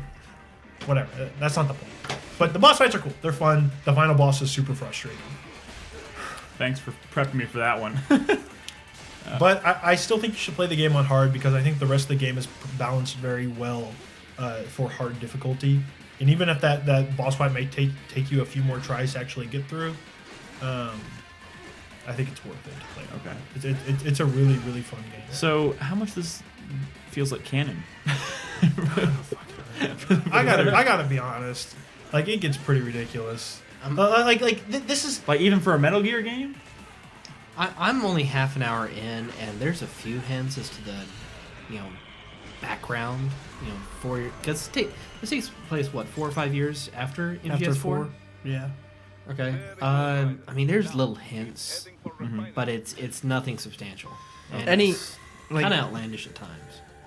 First and foremost, you want to play this game because it's a really cool character action game with a different take, like in terms of mechanics. Like DMC is a good game, but it's very safe in a lot of ways. Like, you weren't really seeing things in that game in terms of combat that you hadn't seen before. Yeah. In this, it's like you've never played anything like this. It's crazy. This whole slicing dudes up strategically, or not strategically, but carefully. It's weird.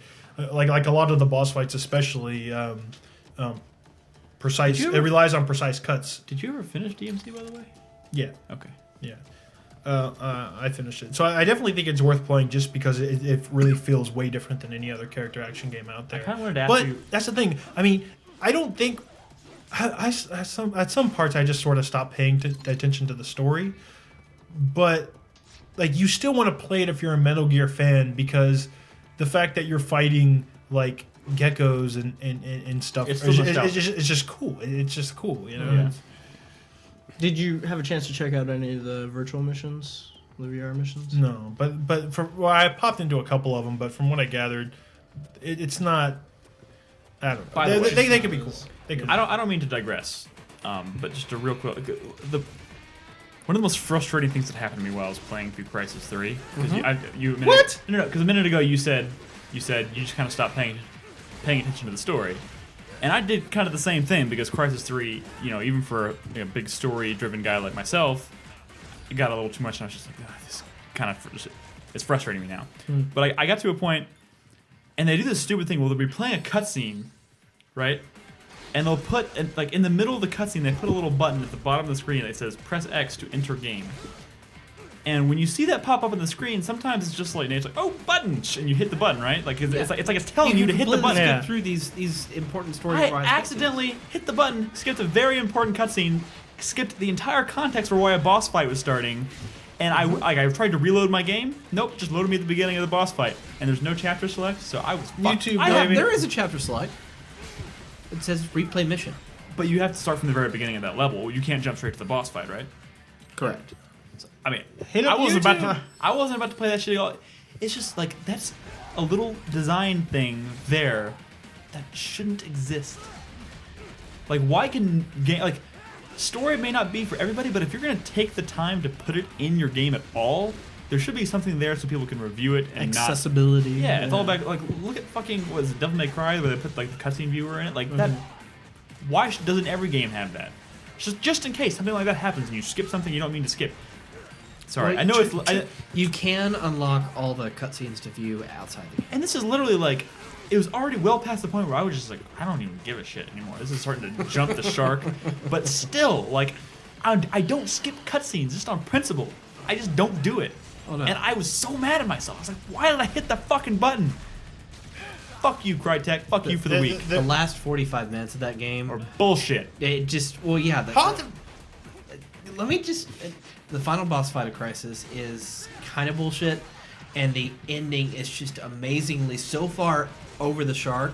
You're literally outside the atmosphere. I mean, it's just you've launched into orbit with this game. To wrap up Metal Gear Rising, if you play Metal Gear Solid 4 and you like the cutscenes of Raiden going ape shit, like when he's fighting Vamp and stuff, yeah, or when he's stopping giant ships with his one arm and sword or whatever. If you like that, play Rising. Play Rising. Because Rising is sort of that stuff expanded into a whole game. Yeah. See, there's all these games we're playing now, all these characters where you can do really super things like that. Why is there not a good Superman game? These are all things that Superman can do.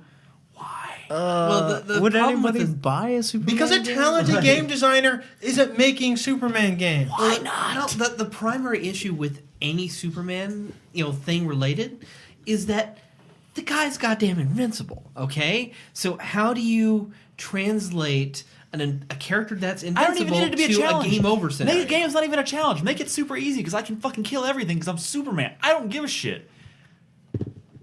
You're Superman. I don't even.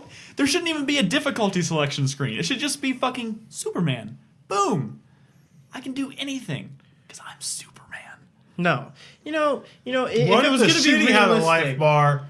Oh wait, they did that. Yeah, that turned out terribly. If it was going to be realistic, then you'd be doing shit like rescuing cats out of trees and stopping muggers and handling finances for the Justice League of America or something. That's stupid. Activision Spider-Man bullshit they put in for filler in their games. Well, what else are you gonna do? Are you gonna put a bunch of armed enemies in a Superman game, but all their bullets are kryptonite tips, so there's really no point for him to even be Superman. You either take away his invulnerability and then he's not Superman, or you give him invulnerability and then there's nothing to do. It doesn't matter. If giving him invulnerabilities make for a better game, then do that. The way the game plays is everything. It's a comic book character. They can write around it. That's not what matters. What matters is that you make a game where you feel like Superman and it's fun to play. The problem is no one wants to give a shit ton of money to a developer who has a passion for Superman, who has a really great idea for a Superman game. No one's going to give them a giant budget to make a Superman game. Most licensed games are just budget shit. If you went to Rocksteady and said, "Hey, we're not going to give you money, but just if you were to make a Superman game, how would you do it? What would you do?" Put them in a room for a couple hours, they would probably come up with something. I bet that conversation has been brought up. And maybe Rocksteady said, "Well, we never really thought about it," and that was the end of that. I know I have kind of a super hard on right now. I know. I really do. It's so rare that you get something like Escape from Butcher Bay. Yes. You know, like that's so rare. But like, look at all the developers that have actually done Superman games. They haven't even tried giving it to someone who actually could possibly pull it off. Because they don't. All they want to do is make lots and lots of money. I'm really hoping to God that Man of Steel makes Superman relevant again. It does. That doesn't even matter. Oftentimes, the more relevant an IP is, like the more likely it's going to get a budget throwaway game to be released in time with the fucking movie. I can't please you people. I think- fuck you, and you know what? Fuck you too. You know what I think would help a Superman game is if they didn't set it in present day, if they did it like in the 31st century with the Legion of Superheroes. I think that would be a more interesting environment for that character. Talking about story. You're again. a comic- That's not No, what but I matters. mean that would give it that like that would be Can we just have a easier. Superman podcast? Yeah. Just talk about Superman all day? Because I could do it right now. yeah, I could do Done it. talking. Yeah. Why? I am so excited. I just watched fucking like 44 episodes of Smallville in like a 2-week period. So I'm fucking ready for Superman. I just want Rocksteady to They can make. Here's the thing, Brad. I know. drink. They can make a Smallville game where it's No, more like a social, no, I don't even want that anymore. social dating game. Dating sim. Dating sim / he can kind of fly. By the way, the moment where he finally becomes Superman, pretty good. Is it? But I just Considering the budget, it's not bad. I just want Rocksteady to make a Batman Beyond game. Okay. I would actually, That would be I would give my amazing. left nut to have Rocksteady make a Batman Beyond game. Superman is not a hard game to make. It's not. Inception would be a hard game to make. Yes, that would be a hard game to make. People talk about Superman like it's undoable. No, it's just I'm talented people just haven't tried. I'm glad we had this conversation, though. Thank you for humoring it. Let's move on. I had one quick question for you, Brad, because I never got to ask you. I didn't even know you had finished DMC. You probably told me. What did you think of the final fight in DMC? We did? Yes. Oh, shit, I just forgot. I think you did. Yeah. I just thought it was a waste of potential. I felt like that character's change came so sudden, and like if they were trying to set the villain up as a believable character, like then why did they make his change, which we all saw coming, so like sudden and kind of cheesy?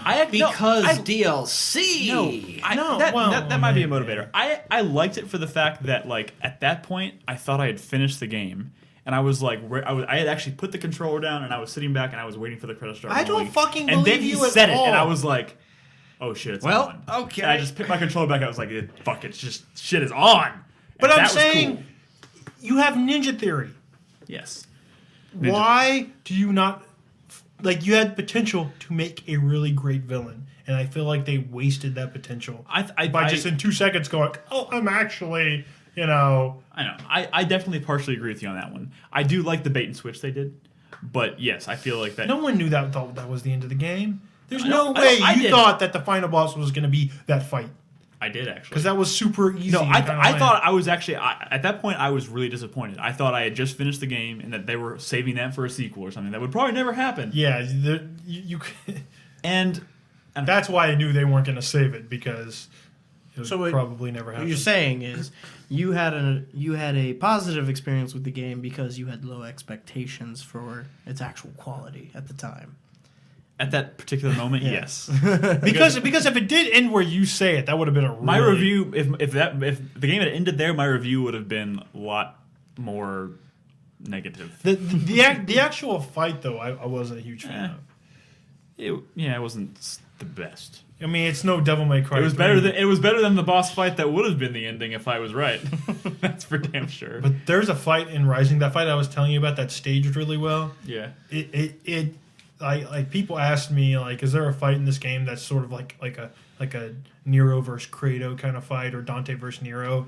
God, that was such a good fight. And this is definitely that type of fight. The it's Kratos really cool. fight in DMC4 was so good. Yeah, it's not that good, but it's in that vein. And I like that kind of stuff. Cool. Like it's a gimmick-free, bullshit-free, just dude with the sword versus dude with the Just sword balls fight. to the wall sword Yes, fight. Yeah, that's cool. what I like. Okay, so we're gonna take another quick break. We'll come back. We'll wrap up with the little bit of community stuff and 4-player minutes. So don't leave us, please.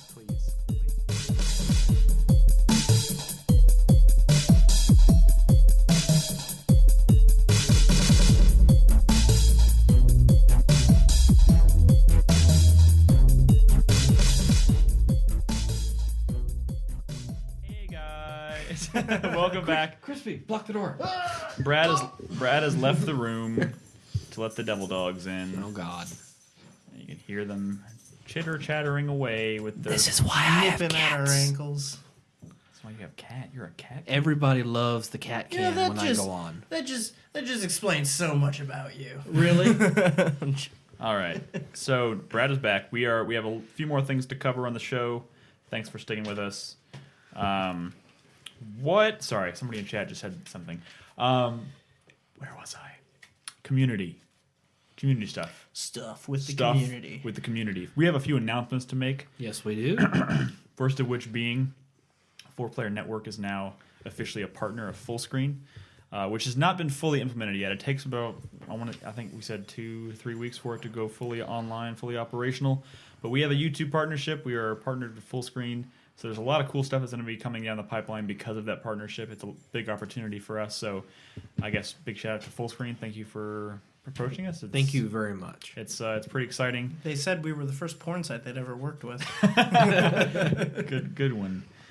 We're not a porn site though. We're not a porn site. And I don't know. It's exciting. There's a lot of cool stuff we have coming down the pipeline because of that. Bob's also working on a lot of Phase 2 type improvement to the website. If you haven't noticed, if you're logged into the website, you can now link your 4Player Network account with your Twitch TV account, which is convenient. So when you log into the site at 4playernetwork.com, at the top of the page, you'll see a big purple shining button, which is what Bob must have meant when he said, "You can't miss it, Nick." I was like, where is it? He's like, "You can't miss it." Big purple button. Click that. You can log into Twitch and you'll tie your accounts together, which is pretty neat. And he's got some other really cool, intricate stuff that I think y'all will dig coming down the pipe in the next couple weeks. Absolutely. So keep your eye on the site for that. Big news though, PAX East coming up at the end of March 21st through the 22nd through the 24th. 22nd through the 25th. 22nd to the 24th. We will be there in a pretty big capacity this year. We have 6 people as of right now, maybe 7, not 100%, but we have at least 6 people going. And I don't know, it's gonna be fun. There's a thread in the 4Player Network forums right now for people to drop in, let us know if they're going to be at the show, RSVP, because we are planning a community meetup, and I think right now we have somewhere close to 25 people, which is pretty big groupp, especially this far out from the convention. So we're expecting a pretty big turnout for PAX this year. Sci-Fi in chat over at 4pp.tv says her body is not ready for PAX. Well, get ready. Get ready. Get ready. You got a month. Yeah. PAX, we are going to be in you. What do you think is going to be at PAX? Anything exciting? Video games. Think Watch Dogs will be there? Well, we know there will be the PS3 demo of Diablo 3. That's confirmed. You know what I'm hoping? I'm hoping that they use this to announce Dragon Age 3. Because didn't they announce Dragon Age 2 at PAX? They didn't announce it, but I think it was the first time it was playable. So maybe, I don't know, maybe we'll see a few cool announcements. I'm really hoping for Dragon Age 3. But you know, this is one of the first PAXs in a while. I don't really know what to kind of expect game-wise, but I'm super excited just because it's been a while since PAX and it sounds exciting. And I haven't been to Boston before. This is my first PAX East. Me either. So I'm pretty excited. So Boston? if you are planning on attending PAX East and you are a member of the 4Player Network community, please go to the forum thread, which someone will link in chat right now, or you can find in the show notes if you're listening to this post live recording. And other than that, am I missing something as far as community announcements go? I don't think so. So we're gonna go ahead and answer. Yes, you are. Go vote in the Your Way Bratcher Day poll. It's a close one. It's a close one this time. There's 3 games that are doing pretty well. So go vote for BioShock. Tomb Raider or Castlevania. Minerva Dan. By the way, Rabice King in chat has a good idea. Mm-hmm. He says there should be a segment of the podcast, or maybe y'all come up with your own podcast, I don't know, called Crisscross, where it's just Chris and Chris talking to each other about games. Whoa. Well, no, I don't think it would really be so much a podcast as a fight to the death. Because I don't know about y'all, but there can only be one.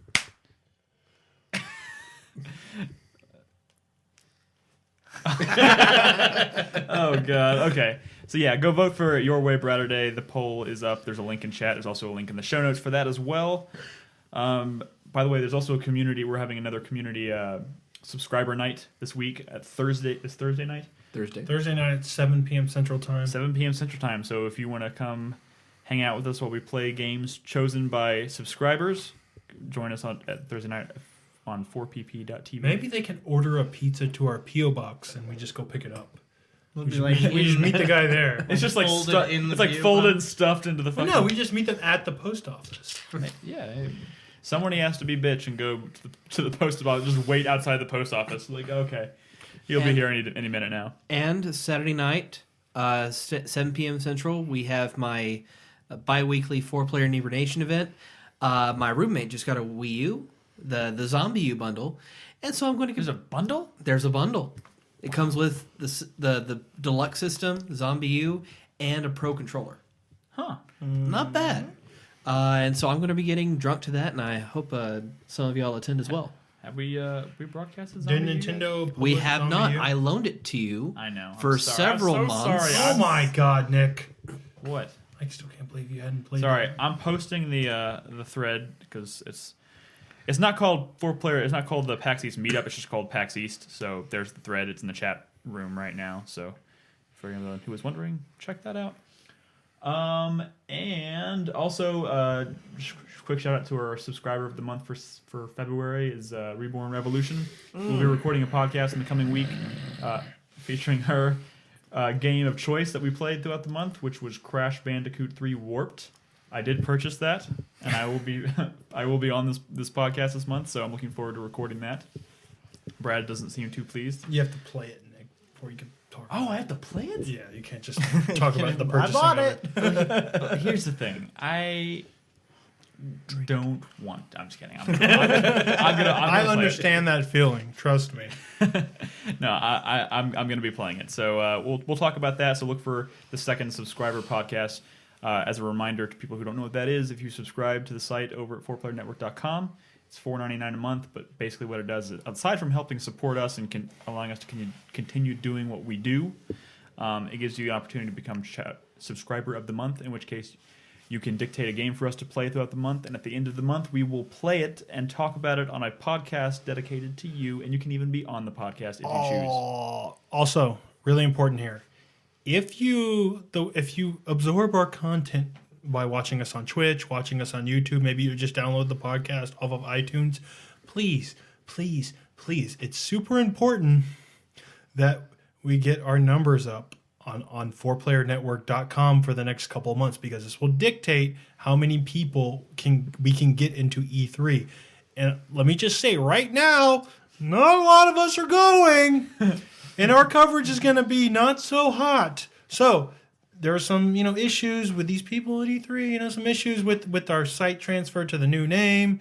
Let's just say it's not looking pretty. And the only thing that's going to help is if every single one of you, just maybe for the next month, makes 4playernetwork.com your homepage or something. Just something, to help us out. I'm just saying. It's true. It's easy to do. We want to get more people to E3 for you guys. Yes. Because we want to be able to cover E3 like we can cover PAX, because we can send a lot more people. I mean, if you remember our PAX Prime coverage, we can do double that quality at E3. Here's the thing. This is the weird thing about it. So, E3 is the industry event, right? It's not open to the public. PAX, on the other hand, is the public event, in which case they are very open about the fact that it is not a media-focused event. They are there for the public, not for the media. Yeah. Yet they're the ones giving us All the badges. all the media badges we want to go fucking cover the event. And E3 Well, is sucks being- because there's way less opportunities to actually have. and E3 interviews and is stuff. E3 is a place where we actually get to kind of get in there and dig up some cool content. I'm just saying, unless you want to see a lot of this at E3, yeah, I think this game's really sweet. Look at me playing it. Please visit 4playernetwork.com and stop just watching on Twitch or YouTube. And we also have a few events we want to do on the live channel. Maybe some big events, some bigger broadcasting events that will should be fun for you guys to watch. So keep your eye on the site. We'll have news about those coming down the pipeline in the next month or two, because we do have some time to get these numbers up and everything. But we'd appreciate your help in that department as well. So thank you for all that. Let's move on to viewer questions. Nolan is not here this week. I'm sure I should have mentioned that at the beginning of the show. Nolan's not here. Nolan's not feeling well. Where's Nolan? Nolan is not feeling well this week, so he is not here. So hopefully he's feeling better next week. Did we leave him in the car? Oh, I hope you cracked a window. Oh. Actually, But- no, it's pretty cold outside. So he normally does the community stuff now. He kind of keeps track of the viewer questions and the subscriber of the week and the chatter for the week and all that stuff. I don't. So I'm going to do viewer questions this week. I'll read off some viewer questions. We'll answer them. We'll return to chatter for the week next week and subscriber of the week. By the way, subscribers, Nolan is personally picking a subscriber at random every week, sending you a message on 4Player. I don't know if he's doing it via just email or 4Player Network, your inbox there. I think he's doing it through his 4Player Network Okay. email. Make sure if you're a subscriber, you're checking your email and you're checking your inbox on the site by logging in, because he's picking them and sending the questions to you in your inbox. So I know he emailed a subscriber this week and never heard back. So make sure you're keeping an eye on your inbox. We'd like to be able to do this every week, except for this week because I don't want to do it. But next week we'll return to it. Nolan will get us started and get back into the swing of things for that. So our first viewer question of the week comes from Superseller 2, Andre from Colorado. Hello, Andre. He says, "Hey guys, my question is, have you ever played a game where the story or the narrative was so good that it detracted from the gameplay? For example, when I was playing Dishonored, I spent several hours per level just exploring and looking for secrets, and yet after the plot twist that led to the final act, I found that I was rushing through the remaining levels. This was I did that too. Huh? I did that too. Yeah. This was partly because I was eager to see how the story was going to end, but I also felt that because of the plot twist, there was a sense of urgency that compelled me to finish the game as quickly as possible. Me too. A similar thing happened in Assassin's Creed 3, where I finished the main storyline and had a 34% total completion rating. For me personally, I also wish that the stories in these games weren't as interesting as they were because I would have focused more on the actual gameplay. So has anything like this ever happened to you?" Yes. Good answer, Chris. Honestly, every single Deus Ex game. Yeah. I fucking love the Deus Ex series, but there's always some culmination point 2/3 of the way or 3/4 way through the game that makes me go, "Oh shit, I need to know what's gonna fucking happen." Okay, that's a good point. I mean, I kind of feel like the same thing happened with Assassin's Creed, but I also, I had this inner, thing that stops me from doing that because I love Assassin's Creed as a franchise so much that I don't really usually want to finish the experience. Mm-hmm. So I kind of want to soak up as much as possible, so I end up doing played everything. After you played a few of them, you kind of get a sense that you need to pace yourself a bit when it Yeah. comes to the. But then again, those are also games where you can finish the story, but you can still do everything else afterwards. I definitely did that when I was playing Sleeping Dogs. Mm-hmm. That was I don't know if that was so much that I was super engrossed in the story, although that story did pick up pretty significantly around 2/3 of the way through the game, Yeah. like you've been talking about, and I just I didn't do any of the fight clubs. I stopped looking for the. But for I mean, the is that really statues. because you were so absorbed into the story? No, I mean that's Well, what I'm like, saying. I That's feel it like wasn't. It wasn't. We get tired of I the don't know. gameplay in these situations, but I think you're saying I mean, when the those narrative is are also so good that it moments, though. detracts. But there definitely becomes a point of diminishing returns on the extra content, and what you really want to see is that story But content. I feel like some of what you are describing is just I'm ready to just finish up the story. Yeah, but there's I'm talking about from the fucking get go. But there are moments like that he's describing where I want to find out what happens. So I tell myself, okay, I'll go find out what happens, and then I'll do all the extra stuff afterwards. And then I do all the extra stuff. I mean, and then I finish the game, and then I'm like, I don't really need to do the extra stuff, and then I just drop it. Back. Even though I'm clearly possibly missing out on plenty of interesting material. I think it also goes the other way sometimes too, where side quest storylines are really intriguing to me, and I'm just neglecting the main game to go focus on that for a few hours. I've been playing Fire Emblem all week. I haven't done a single chapter of that game in that entire time. I have been leveling up relationships just because I want to see those relationships. Fuck me, I want to play this game. I hear the supports with your kids are fucking awesome. You and your trippy. Yeah. You and your fucking chocobo breeding. Yeah, what this you know, is. Breeding it's chocobos. practically eugenics. You're deciding what kind of people you want to make and how they're gonna be, what their stats are gonna be and everything. I don't know. He mentions Dishonored, which I can see how that would happen in Dishonored Definitely. too. That's one Oh of those yeah, games just that, running Yeah, around levels, absolutely. hunting articles, and things like that. there are sometimes there is an experience that's so magical that you want to just soak up every bit of thing, and it just causes you to rush through the experience. I have a feeling BioShock Infinite that will happen to me. that game is gonna be like gameplay through and through. Like No, but that's a game where I think the fiction and the gameplay are both so well developed. I think they're intertwined. I mean, you're learning about the world as you play the game and explore it. So you don't want to rush through it. You want to see every little like scenario that's like what happened in this room. Find every audio log. Metal Gear might be a better example.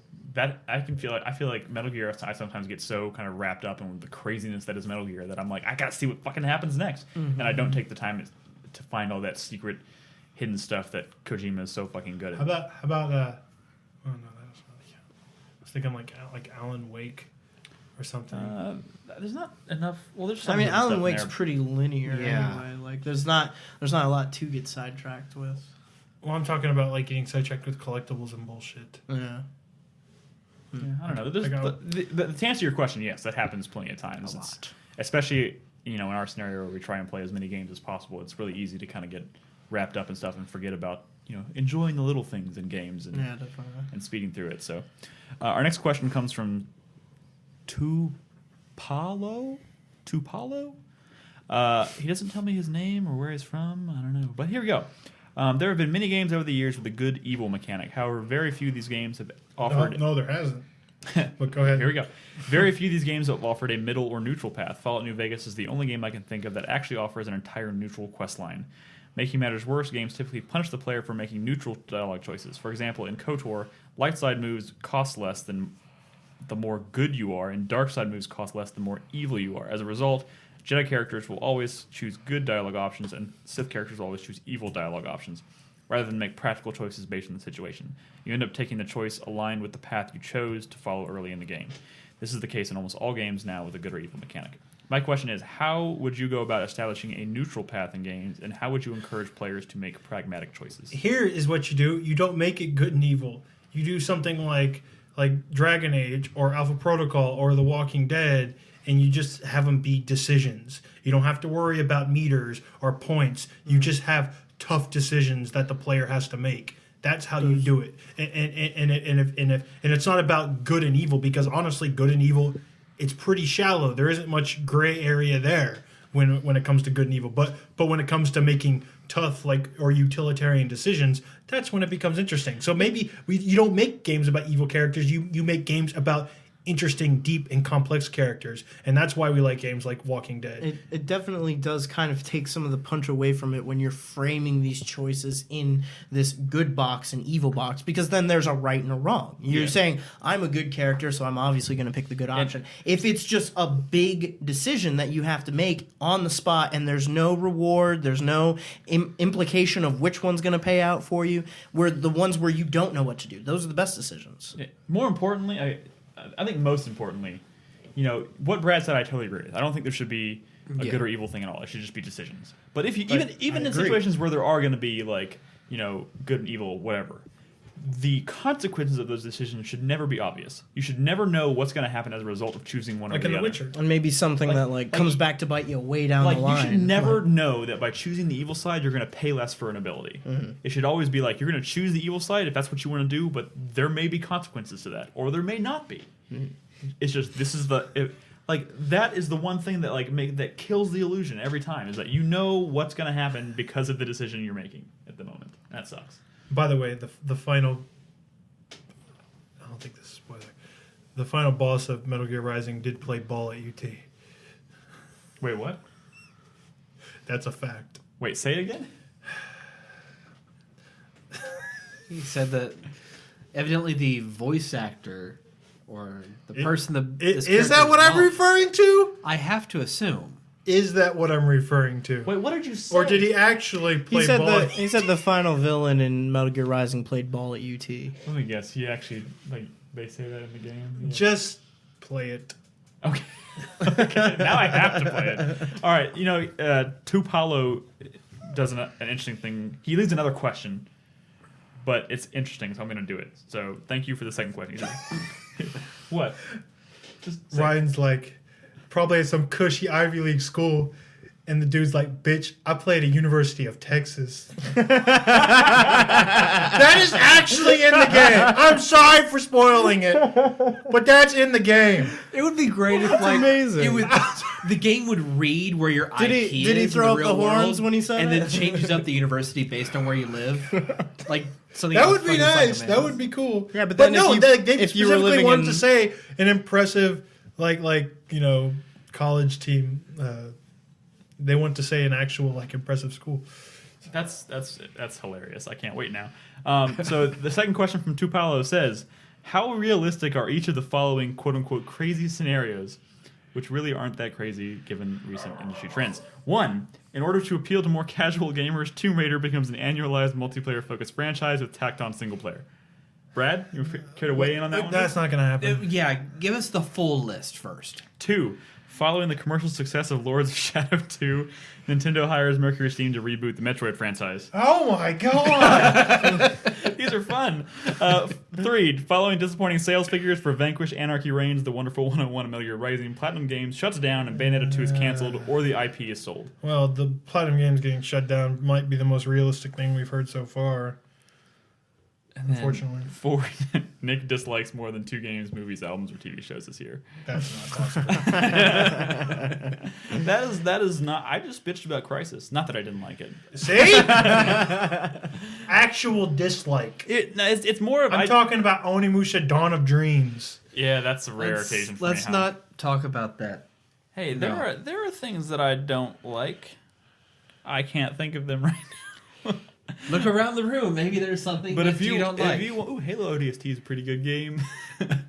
Did you like Aliens, Colonial Marines? No, I didn't. I didn't even play it. because it Maybe was maybe garbage. that one right up there with the 2 ladies there. Oh yeah, Nick's not into ladies, is he? What? He's never been. If you want, I will. especially if you compile look a at his list- screensaver. I will compile a list of the things that I don't like. A hate list. You know, I'm watching The Following right now, and while I like the premise of that show, it's not that great. But it's not bad. Do you dislike you I'm said still it's not that great. I'm still watching. Do you it. dislike it? I haven't finished it yet. It's only 4 episodes in. You want to make a call this early? Huh? Yes. Kevin Bacon. Yes. I don't know. I got nothing. Okay. I got nothing. Let's just leave it there. Wait, no. Let's answer one more. Mr. Redhead, John from New York, says, what is the average amount of time it takes you for you guys to beat an RPG? Specifically a JRPG. I normally complete most Final Fantasy games, 9, Tactics, and 10. He puts in parentheses. In about 50 to 55 hours. I couldn't beat Skya, but I was up to chapter 4 with 40 hours into that game. Okay, so how long does it typically take us to beat RPGs? It depends. that really depends. That's kind of a broad question. I mean, for me, it kind of implies I have to actually finish them. Well, let me What think was about the game this. that we said there was no way you were going to finish? Nina Kuni? Why do you say that? Okay, so I'm counting off the JRPGs I've actually beaten in my head. All right, this is not make for great radio. So Okay, I think okay, Final Fantasy VIII. I'm up to 14 years in a couple months and counting. Talking about game time. yeah, I mean, my to be fair, I really haven't played and completed a JRPG since Lost Odyssey. You know, but looking back, I think it doesn't strike me as your genre of choice, anyways. I like I don't know. I don't mean to imply anything by It's that. different. I move on to new shit too often. I think we all do. Yeah. Back in the day when I wouldn't, play new games every other. I fucking really week. like JRPGs, but I tell you what, if I finish Nina Kuni, I am probably gonna just fly through the game as fast as possible. Not because I don't want to experience everything, but because it's an RPG, and its very nature, it is a long, drawn-out experience. Which, in my position, I can't really afford to spend a lot of time doing. But see, I say that all the time to myself. But if it's a game I get really into, it doesn't fucking matter how long I'm playing. It just sort of goes away. Like it happens with Drag. I spent 90 hours playing the original Dragon Age. I don't even know where that time came from. I don't think I had that time, but apparently I made it. Like Fire Emblem, I'm 30 hours in. I haven't even done. I'm on chapter 12. Yeah, I mean, the thing is, even when an RPG gets hooked into me, like really gets hooked into me, I still don't spend that many hours. Like Skyrim is a RPG I consider getting its like.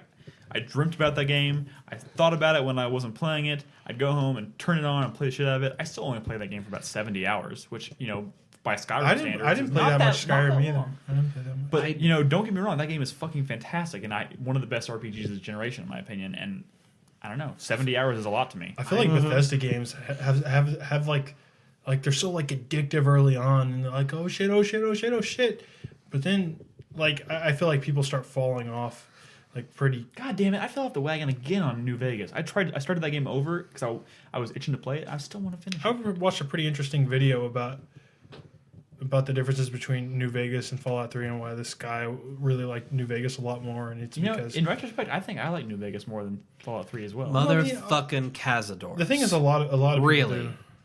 Oh, the bees. They're pretty fucking Cazadors. The giant bees. Oh yeah, fuck those things. Yeah. And no trank gun, no weapon building, so you can't stop Deathclaws that are fucking charging at you. The example that this guy gave is he likes one of the reasons, or sort of this design philosophy. One of the reasons he likes New Vegas a lot more is because you can go into a town and ask, well, what do these guys eat, and the game will actually show you. You'll actually see where they get their food or what they do, like little farming plots, like them actually raising like cattle and stuff. Like it's actually telling a story in the world. Yeah, and like Fallout 3 doesn't do stuff like that. Yeah, like that attention to detail. I think Fallout, like the reason I like New Vegas better, just comes down to it's not as deep as that for me. It's just the world, the vibe of that world, I think was really unique and stood out. Was more noticeable than 3. Not that I didn't like 3. I love 3 a lot, but that world in Vegas had a really unique charm to it. So okay, so didn't mean to get sidetracked there again. I thought about Final Fantasy 7. I put in 160 hours. Mm-hmm. On 8, I put in roughly 60 hours. Yeah. 9, I put in like about 80 hours. So the last time that I remember counting, and then you played Lost Odyssey. No. Then I didn't beat 10 because I fucking rage quit.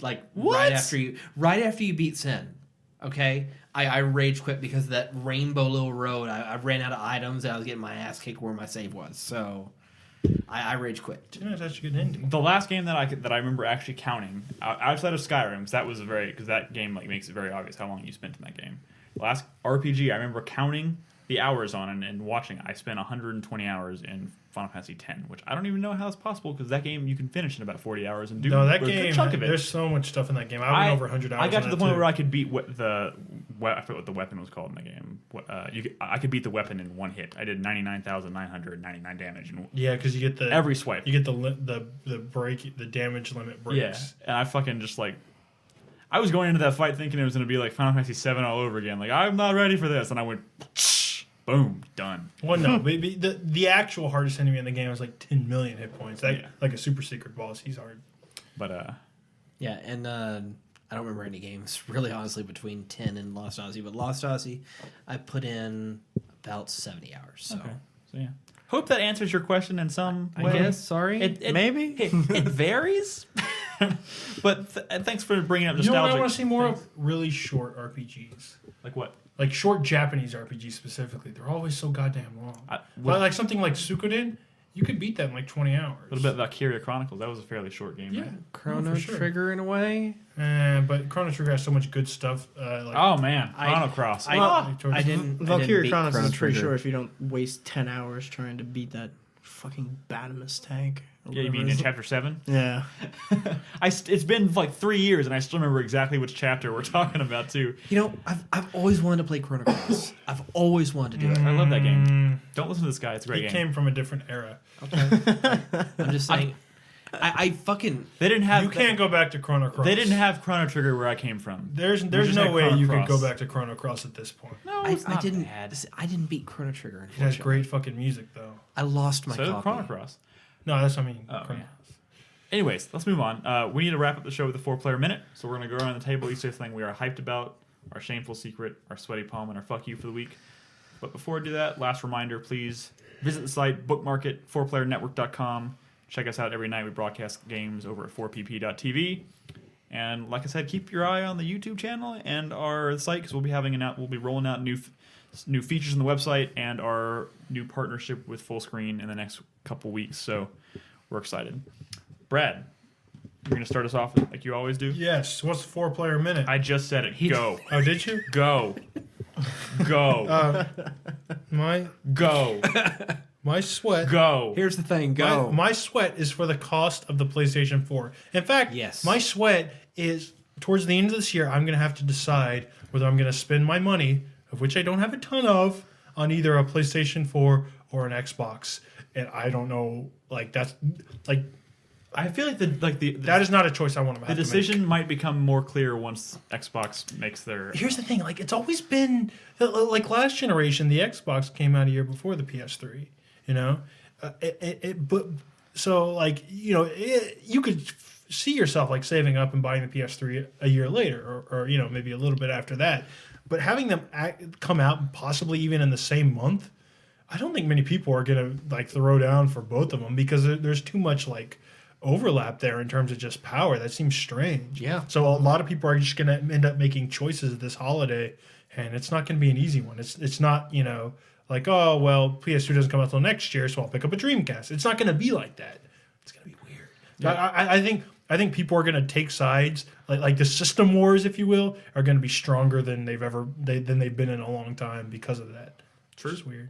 And honestly, I would prefer if gamers would actually choose to look at the games that actually come out on launch for each system. But you can't look on launch because some launches just suck. That is true. Some launches, when you're spending $500 fucking dollars or whatever on a system, you're looking towards the future. What my most shameful secret is?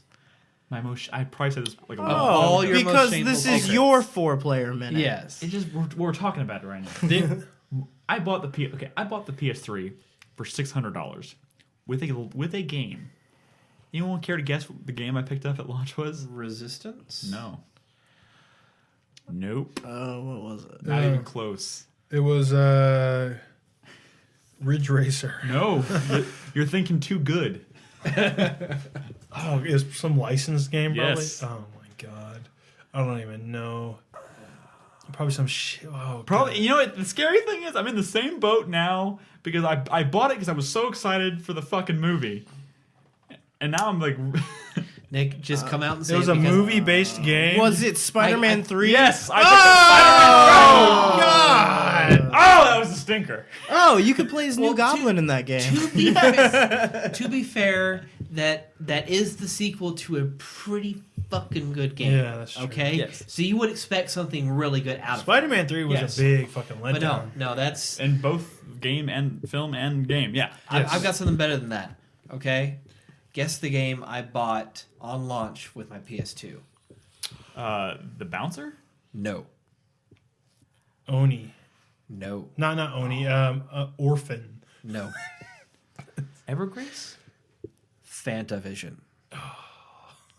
Wait, you chose that over other stuff?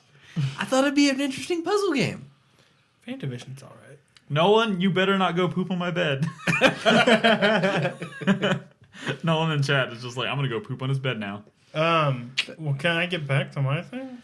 Yeah. By the way, I think I'd honestly probably choose the PlayStation 4 over the Xbox just because there's probably going to be little to no support coming out of Japan for the Xbox outside of the big Western titles or the ones that they're trying to appeal to Western audience. So for example, a game like Valkyria Chronicles, that's never going to come to the Xbox, you know. But whatever.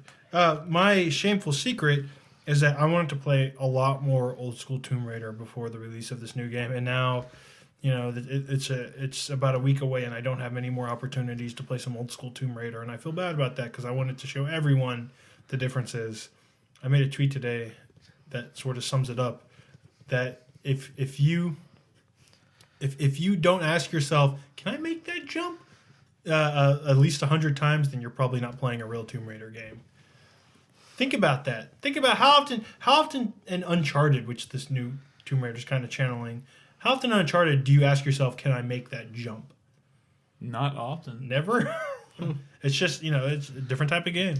But my hype actually goes to SimCity. Actually comes out next week. You know, I don't know if I'm going to be able to afford it right on launch because I think I'm going to pick up Tomb Raider.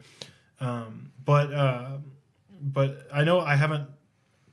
A lot of people wondered with the hype, the Your Way Browder Day, like why am I not playing an old SimCity game?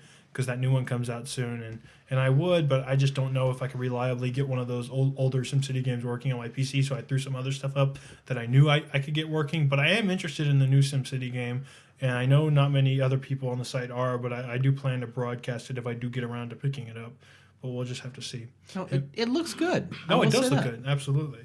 And my fuck you for the week goes to Crash Bandicoot. Because fuck Crash Bandicoot. Fuck Crash Bandicoot Warped. I like that shit. When I like, it was one of the first games I bought for my PlayStation when I got my PlayStation. And you know what? I liked it back then. But you know what? I was a fucking idiot. Reborn Revolution just put a heart in Fucking chat. Crash Bandicoot is... Oh, fuck that game, man. Fuck that stupid game. Crash Bandicoot Warped came out in 1998. The people that like that game are fucking children. Because if you were playing Crash Bandicoot in 1998... You were not playing Ocarina of Time. You were not playing Metal Gear Solid or fucking Half-Life or StarCraft or like the other 18,000 other like important and revolutionary games that came out in 1998. You had to have been a kid. So you don't know that game actually sucks. Nostalgia is clouding your mind. I didn't play that game back then. I played it now, and I can tell you that game objectively sucks. Reborn Revolution says, I was a child, Brad. I was fucking 6 years old. Oh, maybe we should not have you on this podcast. Oh no, she says bring it. Okay. I can't wait to record that. You know, Brad. Oh, she says her parents were never home. Oh. Okay. Brad, so I guess you would not advocate for Crash Bandicoot coming back, would you? Well, Crash Bandicoot has been around in its I shitty know, he Activision hasn't form for a been- long time. I'm just saying. No, Crash Bandicoot should never come back. Okay. He should be in the Sony Smash Bros. He should. Okay. In all seriousness, let's move on. Crispy, you're next. Okay. Oh my god. I keep freaking out because I keep looking over to check the laptop and it's not there. Because it's right But here it's right in front of your my face. You keep looking away from the laptop to check and see if the laptop's behind your shoulder. Exactly. You're dumb. God, when I think of like Metal Gear Solid versus Crash Bandicoot, like holy shit. Cool. So my 4-player minute. Fucking baby game. Oh god, let's not start that again. Dude, I was 13 Okay, when that came out. Crispy. My hype this week is, I don't remember if this was my hype next week, but it's definitely my hype this week.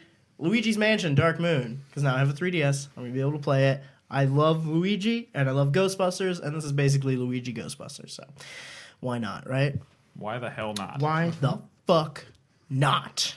Exactly. All right, my sweat is for these rumors of the Xbox watermarking technology that Joseph, our diligent reviews editor, has an article detailing this issue a bit more in depth on the website, which is all rumor right now, but yes. yes, which is all rumor right now. But for all the latest in the rumors, you can check that out over on the front page at 4playernetwork.com. See?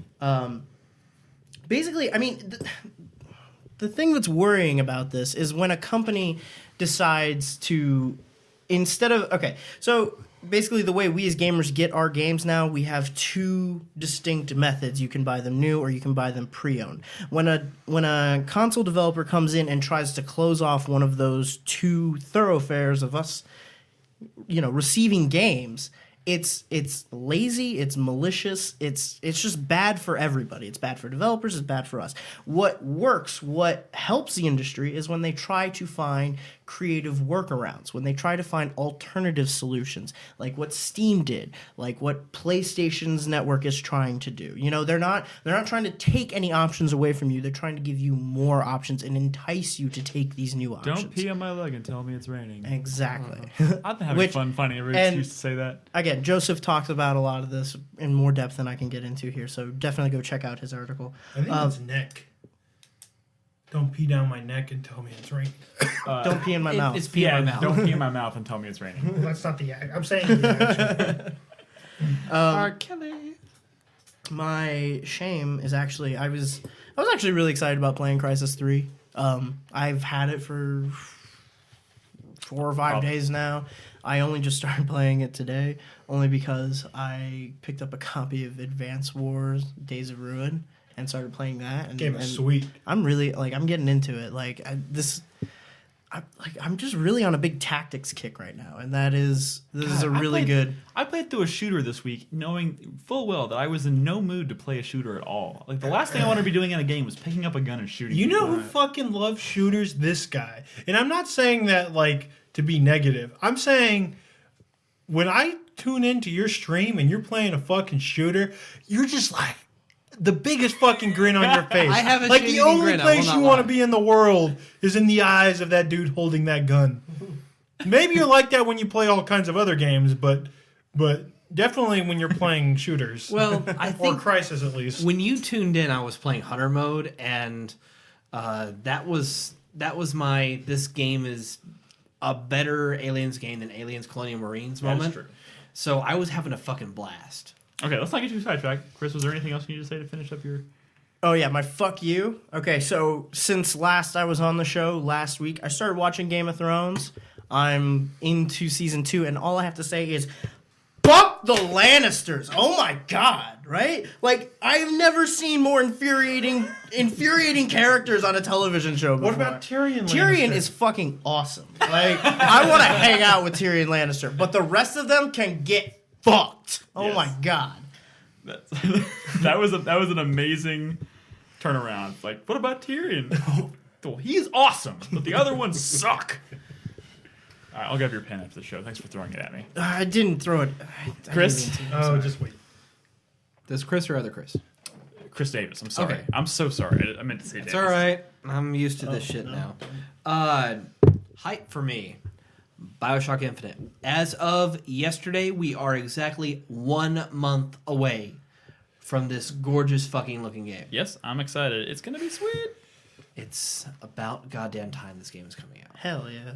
It bothers me because I get this sense from Nick that he's not as excited as he should be about this game. I'm stoked. I mean, I'm fucking stoked for this game. I actually bought a replica Skyhook. I just really hope it doesn't come out in a week where I'm not Yeah. feeling like playing a shooter. That's all I hope. BioShock is not a fucking shooter. That's the kind of It's more than that, man. I know. It's a shooter RPG in a way. Okay, So. let's move it forward. My sweat has to go to the PlayStation 4 at this point. When we were doing our Cocktail Time live stream during the announcement, I started thinking about all these really cool looking features, and now I'm really worried just how much of this shit is locked behind a huge paywall. I don't know. They didn't say anything about it, but yeah, I can see how that could No, possibly go that way. it's been Sony's dream for years to have a service like Xbox Live that's paid for, and The thing is, three-quarters of that is gone. We would be hypocritical if all of a sudden we started knocking Sony for starting to charge for their online services. It'd be hypocritical because we all support Microsoft out the ass by paying the money for Xbox Live. And at this point, I mean, if the service is worth the money and they want to charge for it, Yeah, I mean, if you know why you're paying the fee and you're getting what you I feel mean, that money is worth, if they start charging for what they offer now, I'd be a little perturbed. right? That'd be pissing in my mouth and telling me it's raining. Right? Am I right? No, right. Yeah. But if they start pissing in my mouth and telling me it's piss, then we're good. Am I right? Yeah, I guess. I mean, It's still piss. hopefully it's not piss. Sorry, I didn't mean to derail that. Continue. It's all right. My shame. Okay, you guys know how I don't play JRPGs all that much, as you all are very well aware. But my shame has to be that I have every single Project Rainfall title. I have Legend of Zelda Skyward Sword. I have a bunch of really good JRPG experiences. You just hate the Wii. I haven't played them, and I doubt I'm ever going to. What? I doubt it. I don't think I have time to anymore. But you And- threw Zelda in there. Are you? Have you played through a Zelda game before? I've played through every console Zelda since Link to the Past. Okay. That's good, except for Skyward Sword. Well, for Skyward Sword, not that great. I played that game for 50 hours. I mean, And Skyward Sword? and it's my least favorite Zelda game. I will But say you know this: what? you have a pretty good PC. You should. Look I into- don't. Hey, to the person who No, said I I don't complain I'm about saying things, I it don't might be like good things. enough for Dolphin. I hear Last Story is short. Like you can beat that game in 20 hours. Like maybe that would be one to just sort of put some time into one weekend and try to get through it. But To the person who since the said Wii looks like I don't shit. complain about things, or I don't like things. If you think back to when Skyward Sword came out, I was bitching about that game for weeks. I was super excited. Weeks. I was bitching super about excited. I bought a Wii to play that game. And you know what? I'll buy a Wii U to play the next Zelda game too. I'll always play the new Zelda game. the Wind Waker, or Like the next original. No. Zelda. But I am shitting my pants for Wind Waker HD. I don't buy systems Absolutely. to play ports, which is why I didn't buy a Wii at launch. Luckily, I don't have to say that I bought my Wii U to play the Wind Waker HD collection. I mean HD version. Actually, I did buy a PSP specifically to play the Final Fantasy Tactics port. Good save. Chris, you want to finish? Is that it? No, that's. Oh yeah, am I fuck you? Get it out. I love you, Gearbox, but fuck you for this Alien Colonial Marines. I like how he bowed his controversy. head and closed his eyes like he's saying a prayer. You had me so stoked for this game, and almost as much as Carlos for close to 5 years, and then you rip open my chest and From the inside, right? just and just Exactly. as it's So leaving that's it goes the back in, grabs my that's heart, the and tears it true out. that's the true Aliens experience. They made it. Now you know what a chest burster feels like. 'Cause they did that. Someone should do emotionally. that where they should have like a chest burster scene, but like superimpose Randy Pitchford's face onto like the little alien, and then maybe, Someone get on the Photoshop right now. and then maybe have him. And I guess you need some Oh, pretty, no, it's- pretty impressive editing software, but make him climb up and take a dump in the mouth. Just do it from the scene of Spaceballs, and when he's dancing away at the end, he's holding all of your cash. Like, There you go. I mean, All right. I mean, in my eyes, now Randy Pitchford is the Peter Not to be Molyneux of trusted. Texas. You No, know, he's worse than Peter he's a Molyneux. good salesman, but Peter Molyneux has heart. Randy Pitchford just seems like all greed. Hate that man. It's going to take a lot for him Greasy. to win me back, to be honest. Okay. yeah. My hype is for PAX East. PAX East is coming up, and it's been a while. I quite honestly need to get out of the city for a while, and going to Boston, which is a city I've never been to, is exciting. And meeting new people is exciting. And there are a lot of community members who are apparently going to be there, and I'm looking forward to meeting them. Oh, and playing all the video games that we're going to undoubtedly play. I really hope to play video games this time around. I have never no sci-fi. I've never been there. I've never met I met your parents once, but that's beyond the point. I never got to have your hospitality or experience your hospitality, and I'm not gonna have to this year, which sucks. So I'm jealous. But my shame, which I said earlier, I watched 44 episodes of Smallville in 2-week period. Oh, 2 shameful. weeks.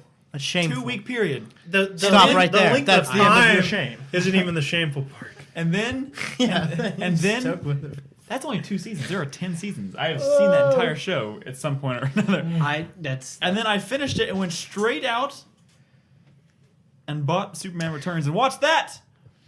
Okay, That I was could so be boring. completely wrong here, but isn't that show old enough that Jonathan Taylor Thomas guest starred as a villain in one of the early episodes? He did. That's right. I I think remember you that. probably did, yeah. Sounds about right. God damn. What the fuck? Sounds about right. But you know what? I'm still really fucking excited for Man of Steel. 44 episodes in 2 weeks. Maybe 3 weeks. I shot when the West Wing came out on Amazon Prime Video. I'm a Prime member, so I shotgunned 4 seasons. I love the in a fucking week and West a Wing, half. man. High five. There's not enough West Wing fans around here. And the There news, are not enough the newsroom, Superman fans out there, What apparently. are you talking about? the newsroom, man. That's I pretty haven't- fucking good. Oh, I haven't watched this is a neat fact. I But I found do out. like Aaron's I found out yesterday. This is weird. This is random. I know it's random Superman trivia, whatever. But the last episode of Smallville, where he finally puts on the Superman suit and becomes Superman for the first time. Spoiler alert. That's fucking, no one gives a shit. The suit he puts on is the exact same suit they made for Superman Returns. Boom, they got it. It's cool. Tied it in there. Tied it in there. Tied a shitty show to a shitty movie. hey man, Hey, leave me alone. He's going to give you your pen back in the eye in a you know, second. there's not a whole lot of really great Superman content to absorb outside of maybe the comics, which I'm just not a comic book person. I can't sit down Because you can't read. Yes, thank you for rubbing it in It my has face. pictures. I don't know. Read Red Sun. There's not a lot to Yes. choose from. If you Read Red ever Sun. are gonna read a Superman story, that should be one of that. Don't worry, I'm moving on to shows that are probably better. Like I'm watching House of Lies or House of Cards, which is really good. It's really good. Not House of Lies. Oh my god, The Walking Dead. not. Well, I'm not really. Okay. Did you watch last night?